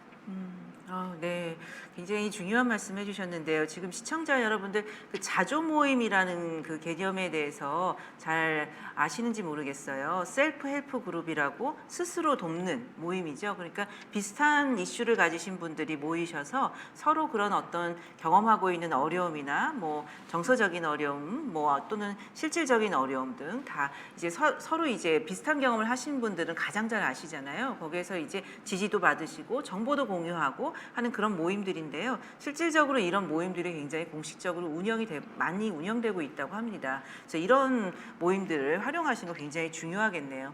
또 이 사연을 보내주신 분이 이제 말씀하신 거 보면 죄책감도 든다 그러고, 이런 어떤 본인이 모든 걸 다 하려는 이런 생각이 아마 많으신 거죠. 그러니까 우리가 보면 그 일하는 여성들도 굉장히 그런 맞아요. 저도 이제 애 키울 때 일하면서 제가 똑같이 전업주부처럼 할 수가 없는데 오는 그런 어려움들. 그러니까 우리가 슈퍼우먼 신드롬이다. 뭐 이런 얘기도 많이 하는데 내가 모든 걸 다 해야 된다라는 어떤 이런 완벽주의적인 어떤 생각. 사실은 이런 걸 우리가 비합리적인 생각이라고 보통 이야기를 하죠. 그러니까 아마 좀 이런 생각을 좀 더 내려놓으시고 내가 다 할 수는 없지만 내가 할 수 있는 또 내 역할 또 내가 또 시간이 났을 때 아이들과 질적으로 퀄리티 높은 시간을 잘 보내는 데 집중하시다 보면 훨씬 더 잘 하실 수 있지 않을까. 네. 예, 이런 생각도 드네요. 이렇게 가족 돌봄이 이제 가족 구성원들이 또 도움을 줄 수도 있지만 이게 또 혼자 계신 분은 또 굉장히 이런 어려움이 있기 때문에 특히 나 혼자 해결하려고 하시지 마시고 말씀해 주신 것처럼 이런 다양한 자원들, 예, 우리 사회에서 이미 구성되어 있는 자원들을 좀 더 잘 활용하시면 좋겠습니다. 그러면요, 이렇게 그 아이들 양육이나 돌봄 문제도 문제지만 이렇게 또 어려운 상황에서 특히 코로나 상황에서 굉장히 스트레스가 증가하고 또 이런 돌봄에 대한 부담이 많아지고 또 아이들은 또 예를 들어서 뭐 많고 보채고 또 뭐 이런 여러 가지 문제들이 같이 있을 때 사실 아동학대 발생 문제도 굉장히 네. 심각한 문제인 것 같아요. 그래서 아동학대 같은 경우 이제 집안에서 주로 많이 일어난다고 하죠. 가족에 의해서. 네. 그러다 보니 코로나 상황에서 이 아동학대 실제 발생률 자체는 사실 이전보다 줄었다고 합니다. 통계 자체는. 왜냐하면 신고할 방법이 없는 거예요. 이전 같으면 아이들이 학교에 가고 밖에서 놀고 그러면 누군가가 멍이 든 걸 발견하고 학교에서 아이가 어떤 이런 아동학대 징후가 있는 걸 발견해서 누군가가 신고를 해주는 것이 일반적인 아동학대 신고 상황이었는데 이제는 신고할 수 있는 상황이 없다 보니 이제 어떤 이런 학대가 알려지지 않고 특히 심각한 상황에서 알려지는 게 문제인 것 같아요. 그래서 TV에도 그 아이들이 막 이제 도망쳐서 편의점에 왔다가 이제 편의점에서 뭐 신고해주고 뭐 이런 케이스들 굉장히 우리가 많이 봤잖아요. 그러면은 선생님 이웃들의 역할도 굉장히 중요하고 네. 우리 사회에서 좀 더 관심을 가져야 될 것 같은데 아동학대의 어떤 징후들 우리가 뭘 보면 징후다 이럴 때는 좀 관심을 가지고 신고해야 된다 뭐 이런 거는 어떤 게 있을까요? 네. 사실 아동학대는 예방할 수 있다라고 생각하는 제일 그 근거가 되는 거는 아동학대의 징후가 있다는 것이죠. 아동학대의 징후는 반드시 있고 또 이것을 알아차리고 도움의 손길을 보내면 아이를 구할 수 있는 거니까요. 이제 그런 점에서 징후를 아는 건 굉장히 중요할 것 같아요. 아까 편의점 사례 교수님 말씀하셨는데 아마 다들 기억하고 계실 거예요. 네, 그래서 이렇게 집에서 탈출해서 편의점에서 먹을 거를 찾는 매우 왜소하고 굉장히 지저분한 옷을 입고 있는 아이. 네, 그리고 자기 나이 또래에 비해서 상당히 허약해 보이고 왜소한 거. 예, 그리고 굶주려 있는 거. 이것만 보고도 뭔가 문제가 있구나라고 편의점 주인이 알아차렸잖아요. 예, 그래서 다행히 그런 민감한 그런 대응으로 아이를 구할 수가 있었는데요. 이렇게 민감함이 필요한 것 같아요. 그래서 아동학대의 징후는 아이가 이렇게 주변에서 막 심하게 우는데 반복적으로 운다. 그럼 이거 뭔가 구조 신호라고 생각해보고 왜 그러지? 어떤 도움이 필요한 건 아닐까? 뭐 해서 신고라도 해주시면 찾아가서 볼 수가 있잖아요. 예, 이런 것도 있고 또 계절에 맞지 않는 옷을 입는다든가 아까 말씀드린 것처럼 나이에 비해서 왜소하다든가 굉장히 영양 결핍으로 보인다든가 표정이 없거나 이렇게 멍이나 다친 자국이 많이 보이거나 뭐 이런 것 등 우리가 아동학대의 징후를 발견할 수 있는 그런 것들을 바로 이런 사인들이라고 생각이 됩니다. 네. 네. 또 교수님 추가하실 거 있으면 또. 그럴 때는 네. 어디로 신고하면 될까요? 네.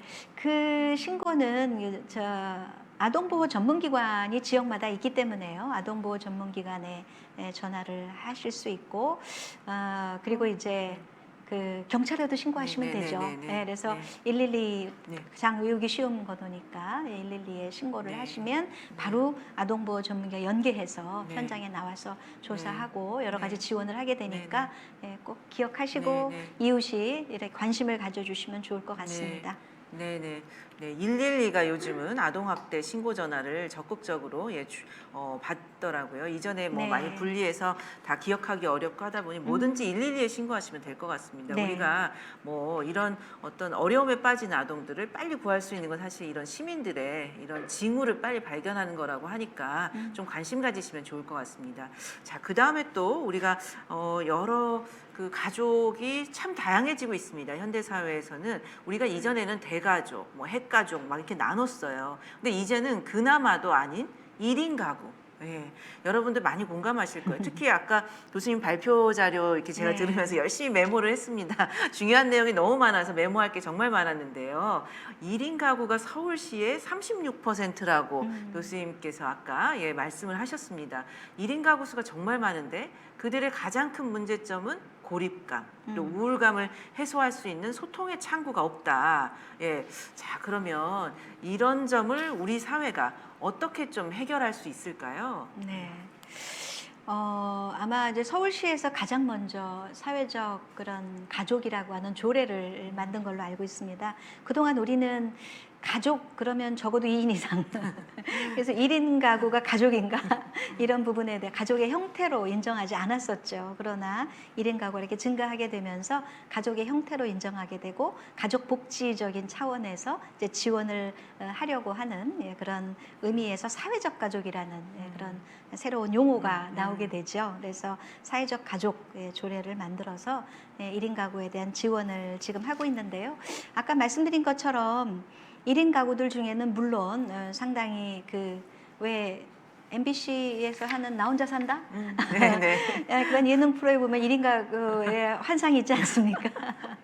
네, 그렇게 자유롭고, 즐기고, 뭐, 이럴 수 있는 1인 가구는 그렇게 많지 않다는 거죠. 그래서 아까 살펴본 것처럼 1인 가구의 취약성이 상당히 높다. 이게 소득도 적고, 고용도 불안정하고, 또 월세에 의존하고, 이런 1인 가구가 많다고 했잖아요. 그렇기 때문에 이렇게 그 고립되어 있는 1인 가구들이 또 상당히 그 사회적으로 문제가 되고 있는 것 중에 하나가 이제 고독사와 같은 그런 문제들도 상당히 지금 사회적 문제가 되고 있잖아요. 그래서 1인 가구가 이런 적극적으로 이런 그 사회적 네트워킹을 하고 여러 가지 그런 뭐 사회적 참여, 뭐 예를 들어서 서울시에 제공하고 있는 것 중에 네트워킹 할 수 있는 거, 뭐 공유주택에서 지내는 것, 뭐 저녁 식사를 함께 하는 모임을 만들기, 뭐 다양한 취미를 공유하기 이렇게 해서 네트워킹과 단절되지 않고 사회적 가족과 함께 이렇게 유대감을 가지고 지낼 수 있도록 하는 그런 지원 정책이 많이 있습니다만 이런 것들을 이용하지 못하는 분들도 상당히 있죠. 그래서 그런 분들을 위해서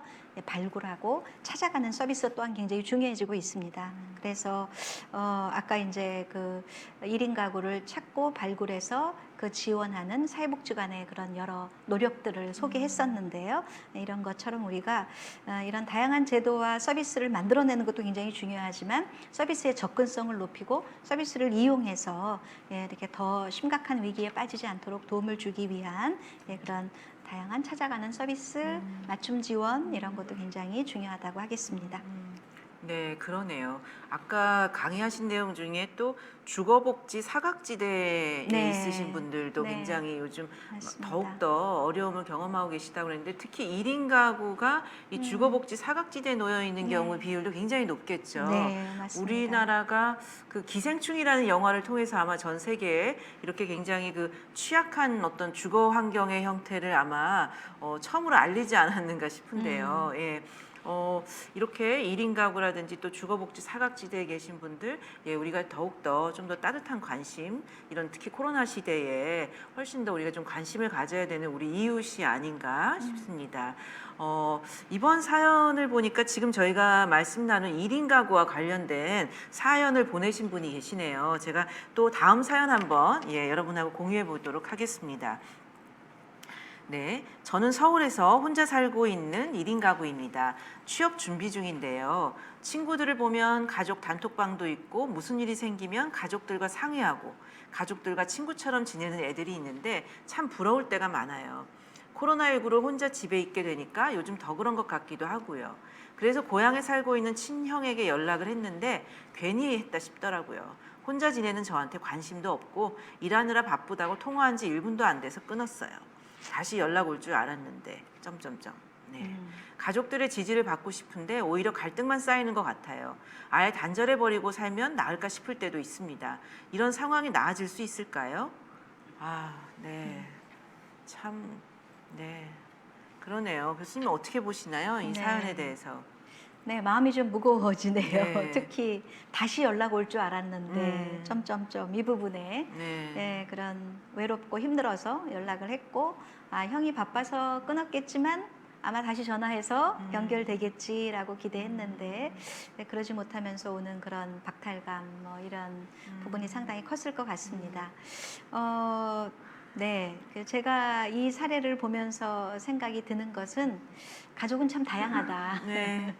네, 그래서 가족의 그런 심리적인 자원도 다양하고 가족 관계나 친밀도도 굉장히 다르고 또 각자 대처하는 방식도 굉장히 다르고 가족은 참 다양하다. 그래서 우리가 하지만 또 가족과 단절할 수는 없잖아요. 네, 그래서 우리가 가족으로 연결되고 묶여지는 과정에서 좀 더 우리가 그 주도적인 그런 먼저 관심을 기울이고 어떻게 지내는지 먼저 안부하고 정기적으로 안부 전화를 먼저 드리기를 좀 바랍니다. 그래서 그쪽에서 어떻게 해주시기를 바라기보다 먼저 안부 전화를 하시고 어려움은 없는지 물어보시고 이렇게 하면서 좀 더 이렇게 그 기대가 있지만 내가 더 먼저 살피고 내가 더 먼저 그 관심을 보이면 또 회복될 수 있지 않을까 뭐 이런 생각도 한 가지 들고요.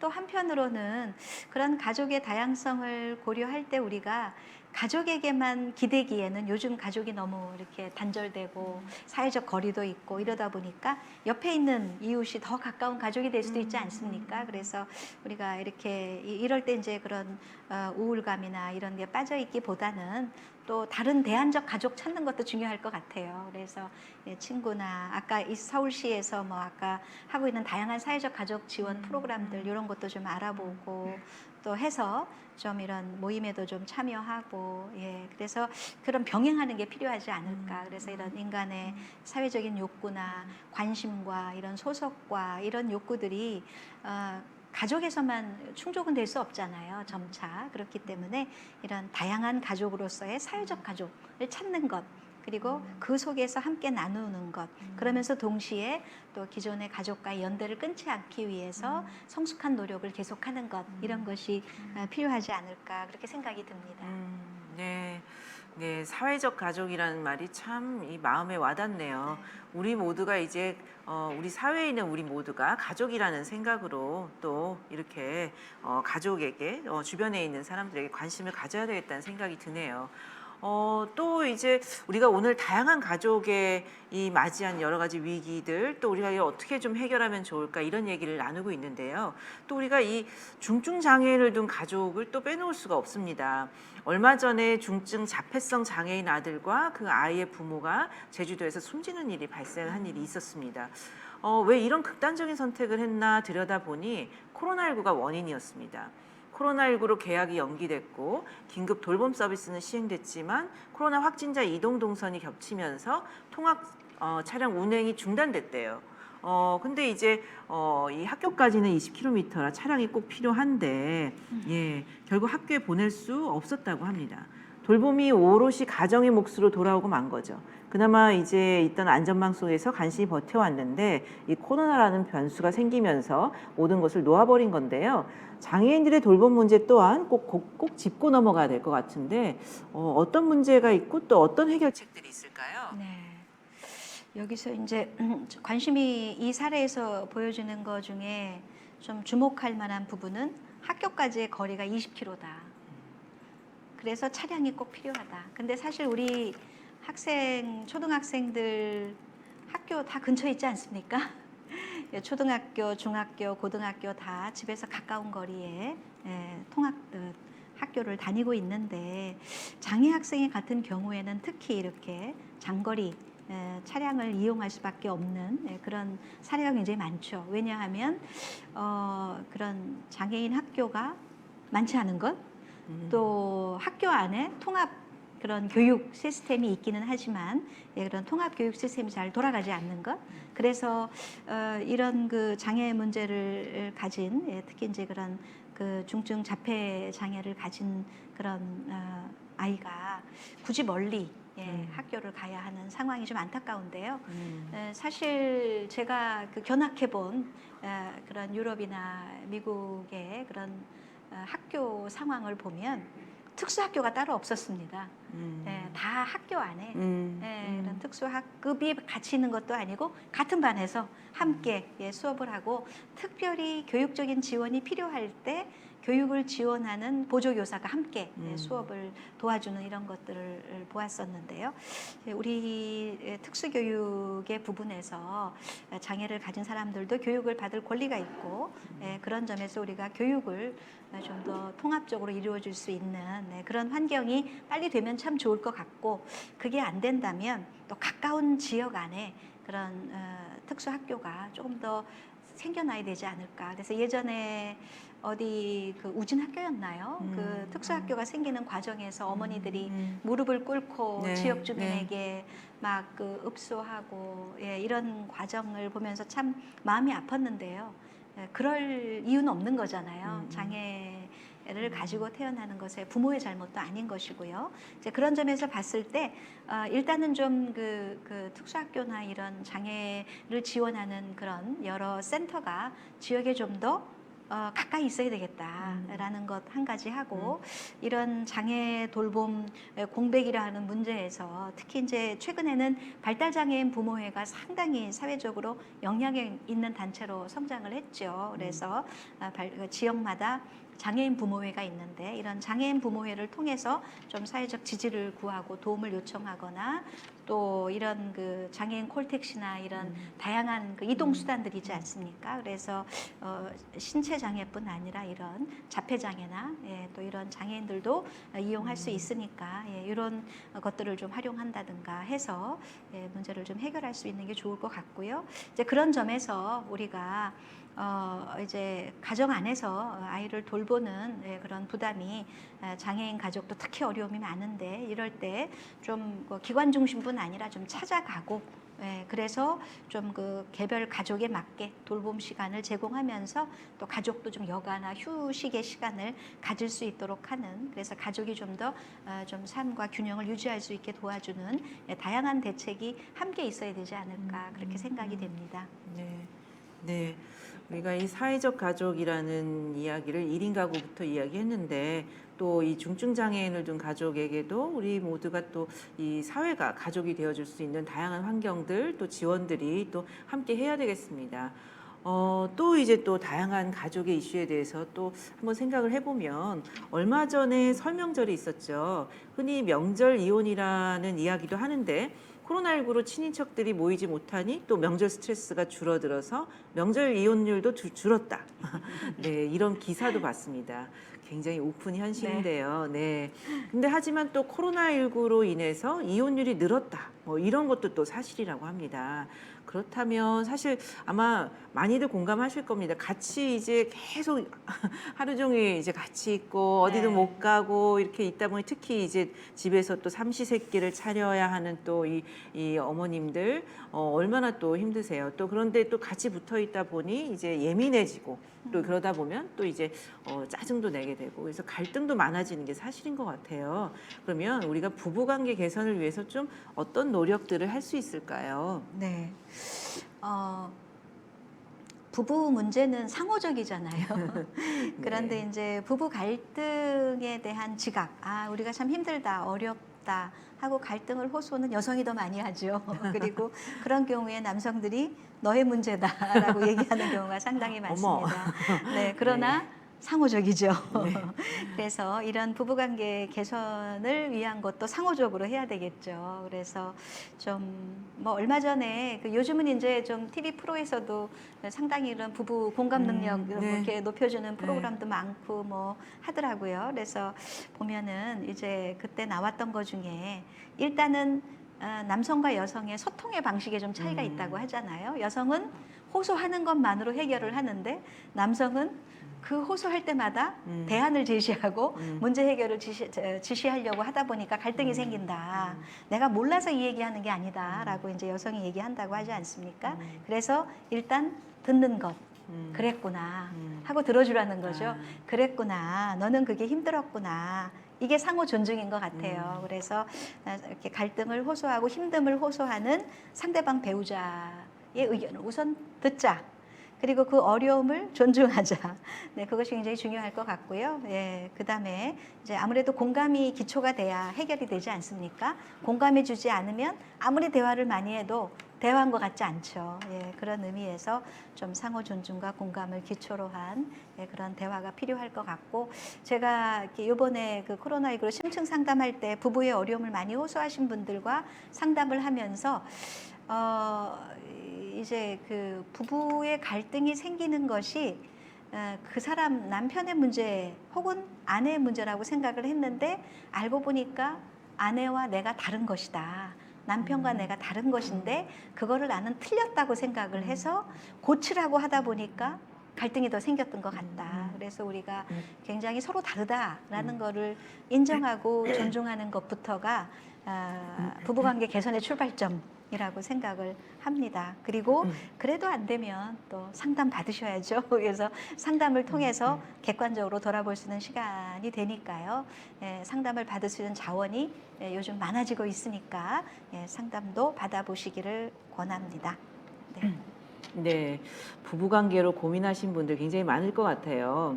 네, 어떤 고민들을 실제로 하고 계신지 한번 차례로 사연을 한번 만나보도록 하겠습니다. 네, 자, 우리가 사연이 한 두 가지가 있네요. 먼저 첫 번째 사연 좀 한번 보겠습니다. 얼마 전 코로나 확진 판정을 받았습니다. 매일 확진자 수가 1000명을 넘어가는 상황에서 나도 언제든 코로나에 감염될 수 있다고 생각하고 지냈습니다. 그런데 감염원이 남편이었어요. 이것도 그럴 수 있는 일이라고 생각하실 수 있지만 남편에 대한 원망스러운 마음은 어쩔 수가 없습니다. 남편이 일하다가 감염된 거였다면 또 달랐을 것 같은데 친구들과 모임 자리에서 감염자가 있었어요. 전부터 남편에 대한 서운한 마음, 화났던 마음이 이번 코로나 감염으로 폭발한 것 같습니다. 남편 얼굴도 보기 싫을 정도예요. 어떻게 하면 좋을까요? 네, 교수님. 네. 아마 남편이 감염돼서 남편으로 인해서 이제 본인도 감염이 됐으니까 그로 인해서 굉장히 화가 나실 수도 있을 것 같고요. 지금 말씀하신 것처럼 굳이 안 가도 되는 자리였다면 왜 거기 가서 감염돼 오는가라는 그런 것 때문에 또 이제 좀 서운하고 화가 나고 그럴 수도 있을 것 같습니다. 뭐 자세히 알 수는 없지만 우리가 여기 사연을 주신 분이 말씀하신 것처럼 누구나 어디에서나 감염이 될 수 있다. 남편도 원하지 않는 감염이었을 것이다 라는 걸 인정하는 게 우선 출발점인 것 같습니다. 그래서 아마 이제 이런 그 감염을 시켰는 남편 때문에 이제 화가 났다기보다는 이렇게 그런 모임에 이렇게 사회적 거리두기 제한을 두는 이런 시점에도 그렇게 모임에 참여하는 굉장히 친구를 좋아하는 남편, 아마 이로 인해서 평소에도 좀 스트레스를 받지 않으셨을까 이런 생각도 유추해 보게 되고요. 그렇다고 하면 여기서 우리가 코로나 이전부터 서운했던 거, 좀 남편과 다른 것들 때문에 가졌던 갈등 뭐 이런 것들이 있었던 것 같아요. 그래서 그렇다고 하면 여기서 남편이 뭐 변하기를 정말 원하는 게 무엇인지, 변하기를 원하는 그 기대가 현실 가능한 건지, 또 정말 남편이 그렇게 친구를 좋아하는 게 틀린 건가? 아니면 남편으로서의 어떤 선호, 남편의 가치 이런 것과 관계된 것이고 좀 그것이 나와 다른 점이지 않을까 이렇게 생각해보는 자기 성찰도 좀 좋을 것 같습니다. 그래서 가족 안에서는 누가 틀렸다 옳다 이거 가지고 대응하고 논리적으로 따질 수 없는 감정적인 영역이 참 많은 것 같습니다. 그래서 이런 접근을 함에 있어서도 감염으로 황당해했겠죠. 남편도 그런 부분을 인정하면서 당신이 달라져야 돼, 당신이 고쳐야 돼 이렇게 유 메시지, 당신이 잘못됐어, 당신은 이게 문제야 이렇게 얘기하는 것보다 그런 과정에서 내가 이렇게 영향을 받고 있어, 난 이것 때문에 그래서 힘들어 하고 내 입장에 아이 메시지를 가지고 좀 대화를 시도해 보면서 또 시도하기 전에 우선 성찰, 자기 성찰 이런 것들을 하면 조금 더 공감적인 대화를 할 수 있지 않을까. 또 그러다 보면 그런 미움도 좀 가라앉고 또 남편도 좀 이렇게 대화에 응하고 예, 소통을 하게 되지 않을까 그렇게 생각이 됩니다. 네, 네. 아이 메시지, 예, 나 전달법을 사용해서 좀 남편과 대화해봐라라는 게 좀 기억이 남네요.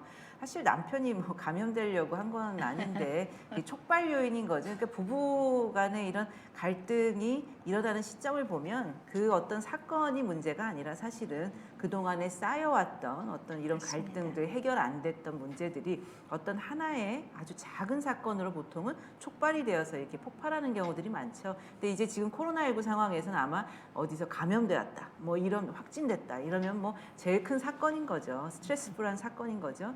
근데 사실은 감염된 분들, 이제 어디에서 이제 감염된 분들을 우리가 그분들을 또 비난하긴 또 굉장히 여러 원인이 있기 때문에 또 비난하긴 또 어려울 것 같은데요. 비록 아무쪼록 예, 분노 조절을 좀 잘 해보시고 네, 남편분과 나 전달법을 사용해서 한번 좋은 대화를 해서 좀 이런 오해나 이런 또 내 서운함도 이 기회에 아마 서운함이 많으셨으니까 뭐 그런 게 나왔던 것 같습니다. 잘 풀어가시면 좋겠습니다. 부부 관련된 사연이 또 하나가 더 있네요. 역시 우리가 부부 관계가 참 가장 가까운 이 가족 관계인 것 같습니다. 그런 사연이 또 많이 있네요. 자, 또 사연을 하나 더 읽어보도록 하겠습니다.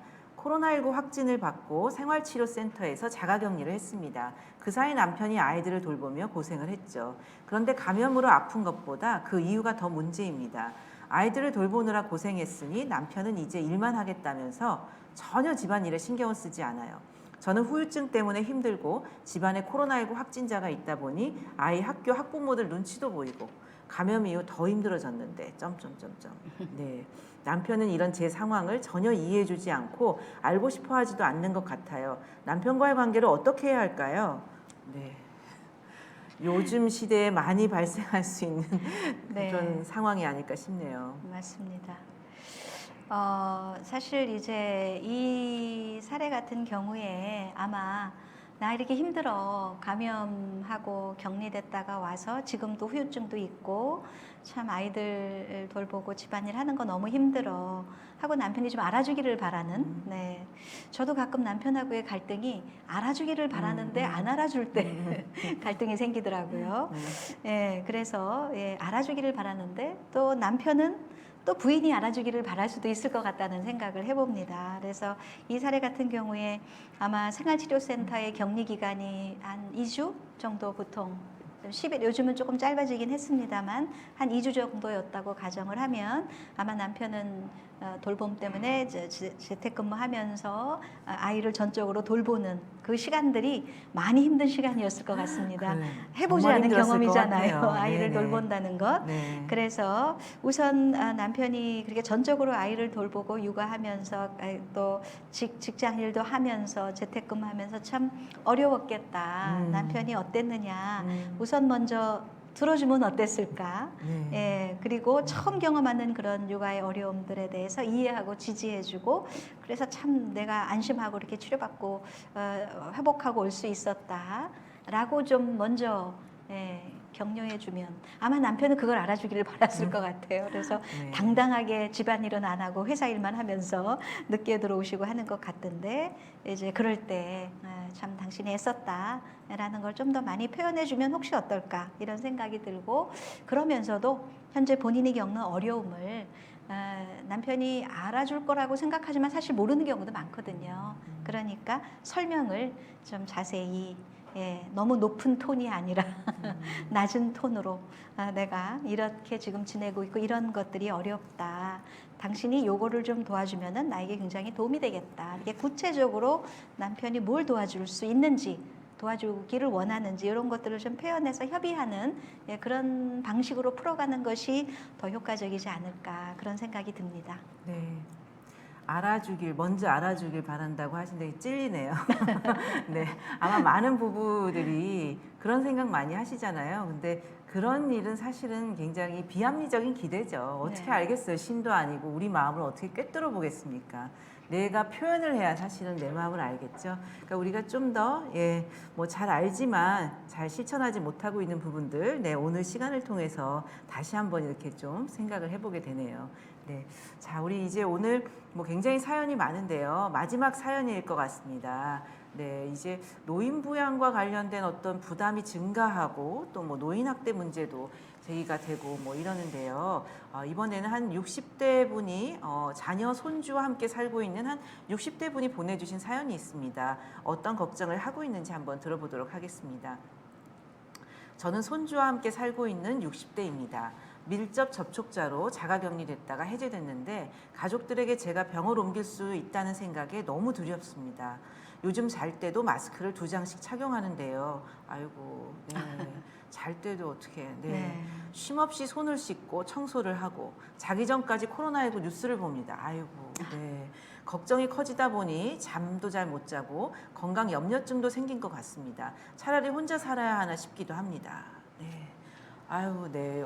요즘 네 걱정이 많으시죠? 예, 어떻게 네, 보시나요, 교수님? 안타깝네요. 네, 네, 너무 걱정이 많으신 분이신 거 아닌가 그런 네. 생각이 좀 들어요. 조금 평소에도 좀 걱정, 불안 이런 부분이 좀 높으신 분이신가 하는 생각이 들고요. 그러다 보니까 사실 밀접 접촉자시니까 확진은 아니셨던 거잖아요. 예, 그래서 이제 그래도 이제 본인이 자가격리하시고 굉장히 주의하시고 참 뭐라 그럴까요? 그 철저하신 분이신 것 같아요. 네네. 예, 그러시다 그렇죠. 보니까 네. 마스크도 2장씩 쓰시고 쉼 없이 손을 씻으시고 네, 이런 노력들을 참 많이 하시는데 좀 코로나19 자꾸 보시고 이렇게 불안도가 더 높아지시고 네. 예, 그래서 건강 염려증까지 염려하시는 것 같은데요. 우선은 좀 정확한 정보를 좀 아는 것도 필요할 것 같고 너무 불안하고 염려가 되는 것도 하나의 그런 그 PTSD 증상일 수도 있잖아요. 그래서 이런 부분을 좀 알아보기 위해서 좀 이렇게 상담 전화를 활용하시는 것도 좋을 것 같고 또 가까운 그런 보건소나 이런 데 좀 문의하셔서 예, 이렇게 좀 정확한 정보를 좀 아시는 거 또 이렇게 심리적으로 안정을 좀 찾을 수 있는 그런 정신건강 상담 전화를 좀 이용하시는 거 이런 것도 좀 필요할 것 같습니다. 사실 손자녀를 돌보는 조성 과정이 상당히 많고 예, 그 손자녀와의 어떤 그런 세대 간의 그런 그 차이 때문에 힘들어하시는 분들도 참 많잖아요. 그래서 아마 손주를 돌보시면서 평소에도 손주를 굉장히 세심하게 케어하셨을 것 같아요. 그러시면서 이제 손주에게 또 이게 감염이 돼서 아이가 더 힘들어지고 이래서 내가 어렵게 돌보는데 애한테도 부정적인 영향을 주면 어떡하나 이런 걱정까지 이렇게 하면서 일어나지 않은 거에 대한 걱정을 더 많이 하시는 예, 그것 때문에 더 불안이 높아지시는 이런 부분도 좀 있는 것 같아서 아까 말씀드린 대로 예, 그런 좀 상담 전화도 활용해 보시고 또 주변에 이런 걱정을 좀 털어놓으시고 예, 좀 도움을 받으시고 하는 것도 도움이 될 것 같습니다. 네, 네. 아유, 네. 요즘 조선 가정도 굉장히 많다고 하는데 예, 어려움이 많으시겠습니다. 여기서 그 자기 전까지 코로나19 뉴스를 봅니다. 이 부분에서 네. 우리가 이제 감염병 재난 등 이렇게 재난 상황에서는 굉장히 정보가 중요해지는데요. 불안이 크면 클수록 많은 분들이 정보를 많이 찾으면 좋다라고 생각하시고 과도하게 정보에 집착하고 또 뉴스를 하루 종일 시청한다든지 뭐 이런 경우가 있을 수 있는데요. 사실은 그런 경우는 우리의 정신 건강에 도움이 되지 않습니다. 왜냐하면 이제 하루 종일 이런 어떤 각성 상태에 있는 거죠. 이렇게 재난 상황, 이런 코로나 이 확진자 상황 뭐 이런 것들을 하루 종일 듣다 보면 우리가 이게 릴렉스가 되지 않고 굉장히 흥분 상태, 각성된 상태에서 하루 종일 보내게 되고요. 또 정보를 막 검색하다 보면 또 부정확한 정보, 잘못된 정보를 그냥 퍼다 나르는 이런 정보들을 우리가 접할 수가 있습니다. 그러니까 이제 뭐 지인이 보내준 뭐 카톡으로 보낸 메시지라든지 어디 유튜브 영상인데 뭐 많이 보더라라든지 저도 이제 지하철 타고 가다 보면 그렇게 많이들 유튜브를 보시더라고요. 근데 도대체 어디서 들으시는 걸까 이런 것들이 굉장히 많아요. 근데 사실은 이렇게 부정확하고 잘못된 정보가 우리를 불안하게 만듭니다. 그래서 여러분 이렇게 시에서 운영하는 채널이라든지 또 보건복지부에서 중앙재난대책본부에서 발표하는 어떤 이런 자료라든지 이런 아주 믿을 수 있는 정보를 하루에 한두 번 정도 검색하고 들으시는 건 괜찮지만 너무 과도하게 정보 검색을 하고 이제 집착하시는 것은 오히려 우리의 정신 건강에 더 부정적인 영향을 미친다는 거 또 기억해 두시면 좋을 것 같습니다. 네. 자, 그러면은 이제 이 코로나로 인해서 굉장히 가족 스트레스가 높아지고 있는데요. 우리가 코로나19 속에서 이런 가족 단위의 어떤 스트레스 대처 전략은 좀 어떤 게 있을지 우리가 오늘 좀 마무리하기 전에 좀 이런 이야기들을 좀 해보면 좋을 것 같습니다, 네. 교수님. 예. 아까 이제 가족 탄력성 증진이라고 하는 그런 대처 방법에 대해서 말씀을 드렸었는데요. 예, 저는 이제 그런 가족 탄력성을 한번 검토해 보는 거 참 중요하다고 생각을 하고, 그 중에서도 저는 이제 가족의 어떤 그런 소통, 우리가 이렇게 가족의 대화가 참 잘 안 되는 가족 문화인 것 같습니다. 그래서 야 아들아 우리 얘기 좀 하자 그러면은 아이들이 이제 다 마음의 준비를 한대잖아요. 마음을 닫을 준비. 네, 그처럼 다들 이제 준비 여는 게 네. 아니라요. 네. 대화는 대놓고 화내는 게 대화다. 그래서 자녀를 불러놓고 화를 내시고 야단을 치시고 이제 이런 일들이 가족 안에서 많이 일어나고 있는 것 같습니다. 그래서 우리가 이번 계기로 스트레스 대처는 우리 가족의 어떤 힘, 가족의 지지, 그런 가족의 정서적 유대 이런 것들이 결국은 베이스 캠프가 돼서 여러 가지 어려움을 이겨나는 힘이 되는 거잖아요. 이제 그런 면에서 가족 한 명 한 명의 성취에 너무 초점을 두기보다 가족의 존재로서의 그런 존재감, 중요성, 소중함 이런 것들을 좀 느끼고 확인할 수 있는 그런 어떤 친밀한 경험, 나누는 경험, 함께 놀이하는 경험, 하다못해 아까 뭐 10분이라도 질적인 그런 시간이 필요하다고 했는데, 뭐 추석 뭐 설날 이럴 때만 윷놀이 하는 게 아니라 좀 평소에도 그런 놀이들을 통해서 보드게임도 하고 이런 것들을 통해서 좀 가족이 이렇게 그 스트레스가 완화되고 긴장이 완화되는 그런 곳이 가족이었으면 좋겠습니다. 근데 네. 오히려 가족이 스트레스를 쌓아주는 곳이면 안 되잖아요. 그래서 그런 면에서 좀 가족 안에 그런 그 탄력성을 증진하기 위한 가족의 그런 유대감 강화 이것이 중요하지 않을까. 그리고 가족의 어떤 그런 가사나 역할의 분담, 함께하는 가족, 함께 이루어가는 가족 이런 어떤 것들로 좀 만들어가서 좀 문화를 바꿔가면 참 좋겠다 이런 생각이 들었습니다. 네네. 우리 오늘 배운 가족 탄력성이라는 개념 여러분들 기억해 보시면 좋을 것 같습니다. 우리 개인도 회복 탄력성이 있지만 또 가족 또한 가족 탄력성이 있다는 거 이렇게 가족이 위기를 경험하고 있기도 하지만 또 이 우리가 가지고 있는 이 가족 탄력성을 더욱더 발휘할 수 있는 이런 시기인 것 같습니다. 교수님 코로나19 이후에 대해서도 우리가 좀 생각을 해봐야 될 텐데요. 그렇다면 우리가 코로나19 이후 가족들은 또 어떤 변화를 맞이하게 되고 또 우리는 어떤 준비를 좀 하면 좋을까요? 네. 저는 이제 이거 준비하면서 그런 생각을 해봤어요. 코로나19 이후 포스트 코로나 얘기는 사실 20년도에도 활발하게 이루어졌죠. 또 이제 위드 코로나 준비했는데 여전히 코로나는 창궐하고 있죠. 그래서 아마 이 위기가 지나가도 또 다른 위기가 올 수도 있다라는 마음의 준비를 좀 해야 될 것 같아요.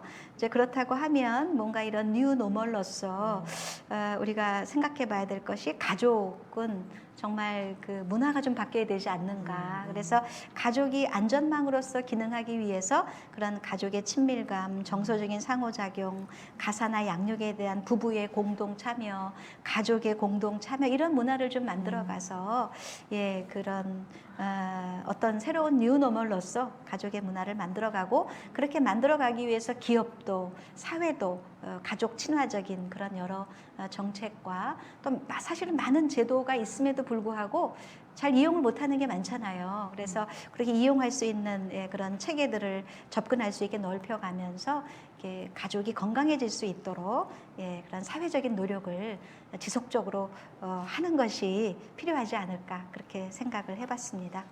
네, 네. 가족이 더욱더 중요해지는 시기인 것 같습니다. 우리가 그 코로나로 인해서 사실 많이 상처받았던 부분, 또 서로 도움이 되었던 부분, 여러 가지 한번 돌아보면서 더욱더 이제 우리 가족의 중요성을 한번 생각해보고 같이 좀 보듬어 나갈 수 있는 이런 시간이 됐으면 좋겠고요. 그 이외에 혹시나 이 시청하시는 시청자분들 중에 어떤 정신건강에 도움을 받고 싶다든지 정말 누구와 나는 제3자와 좀 상담을 하고 싶다 이런 마음이 드시는 분들은 1577-0199 24시간 정신건강 상담 전화입니다. 이 전화로 전화를 하셔서 어려움에 대해서 도움을 받으시면 좋을 것 같습니다. 네. 자, 끝으로 김정진 교수님, 시청하고 계신 분들께 하고 싶으신 말씀 부탁드립니다. 네, 아유, 장시간 경청해 주셔서 감사드리고요. 이런 그 실시간으로 이루어지는 이런 다양한 정보들 잘 활용하셔서 여러분의 삶의 질이 좀 더 나아지시기를 응원하겠습니다. 감사합니다.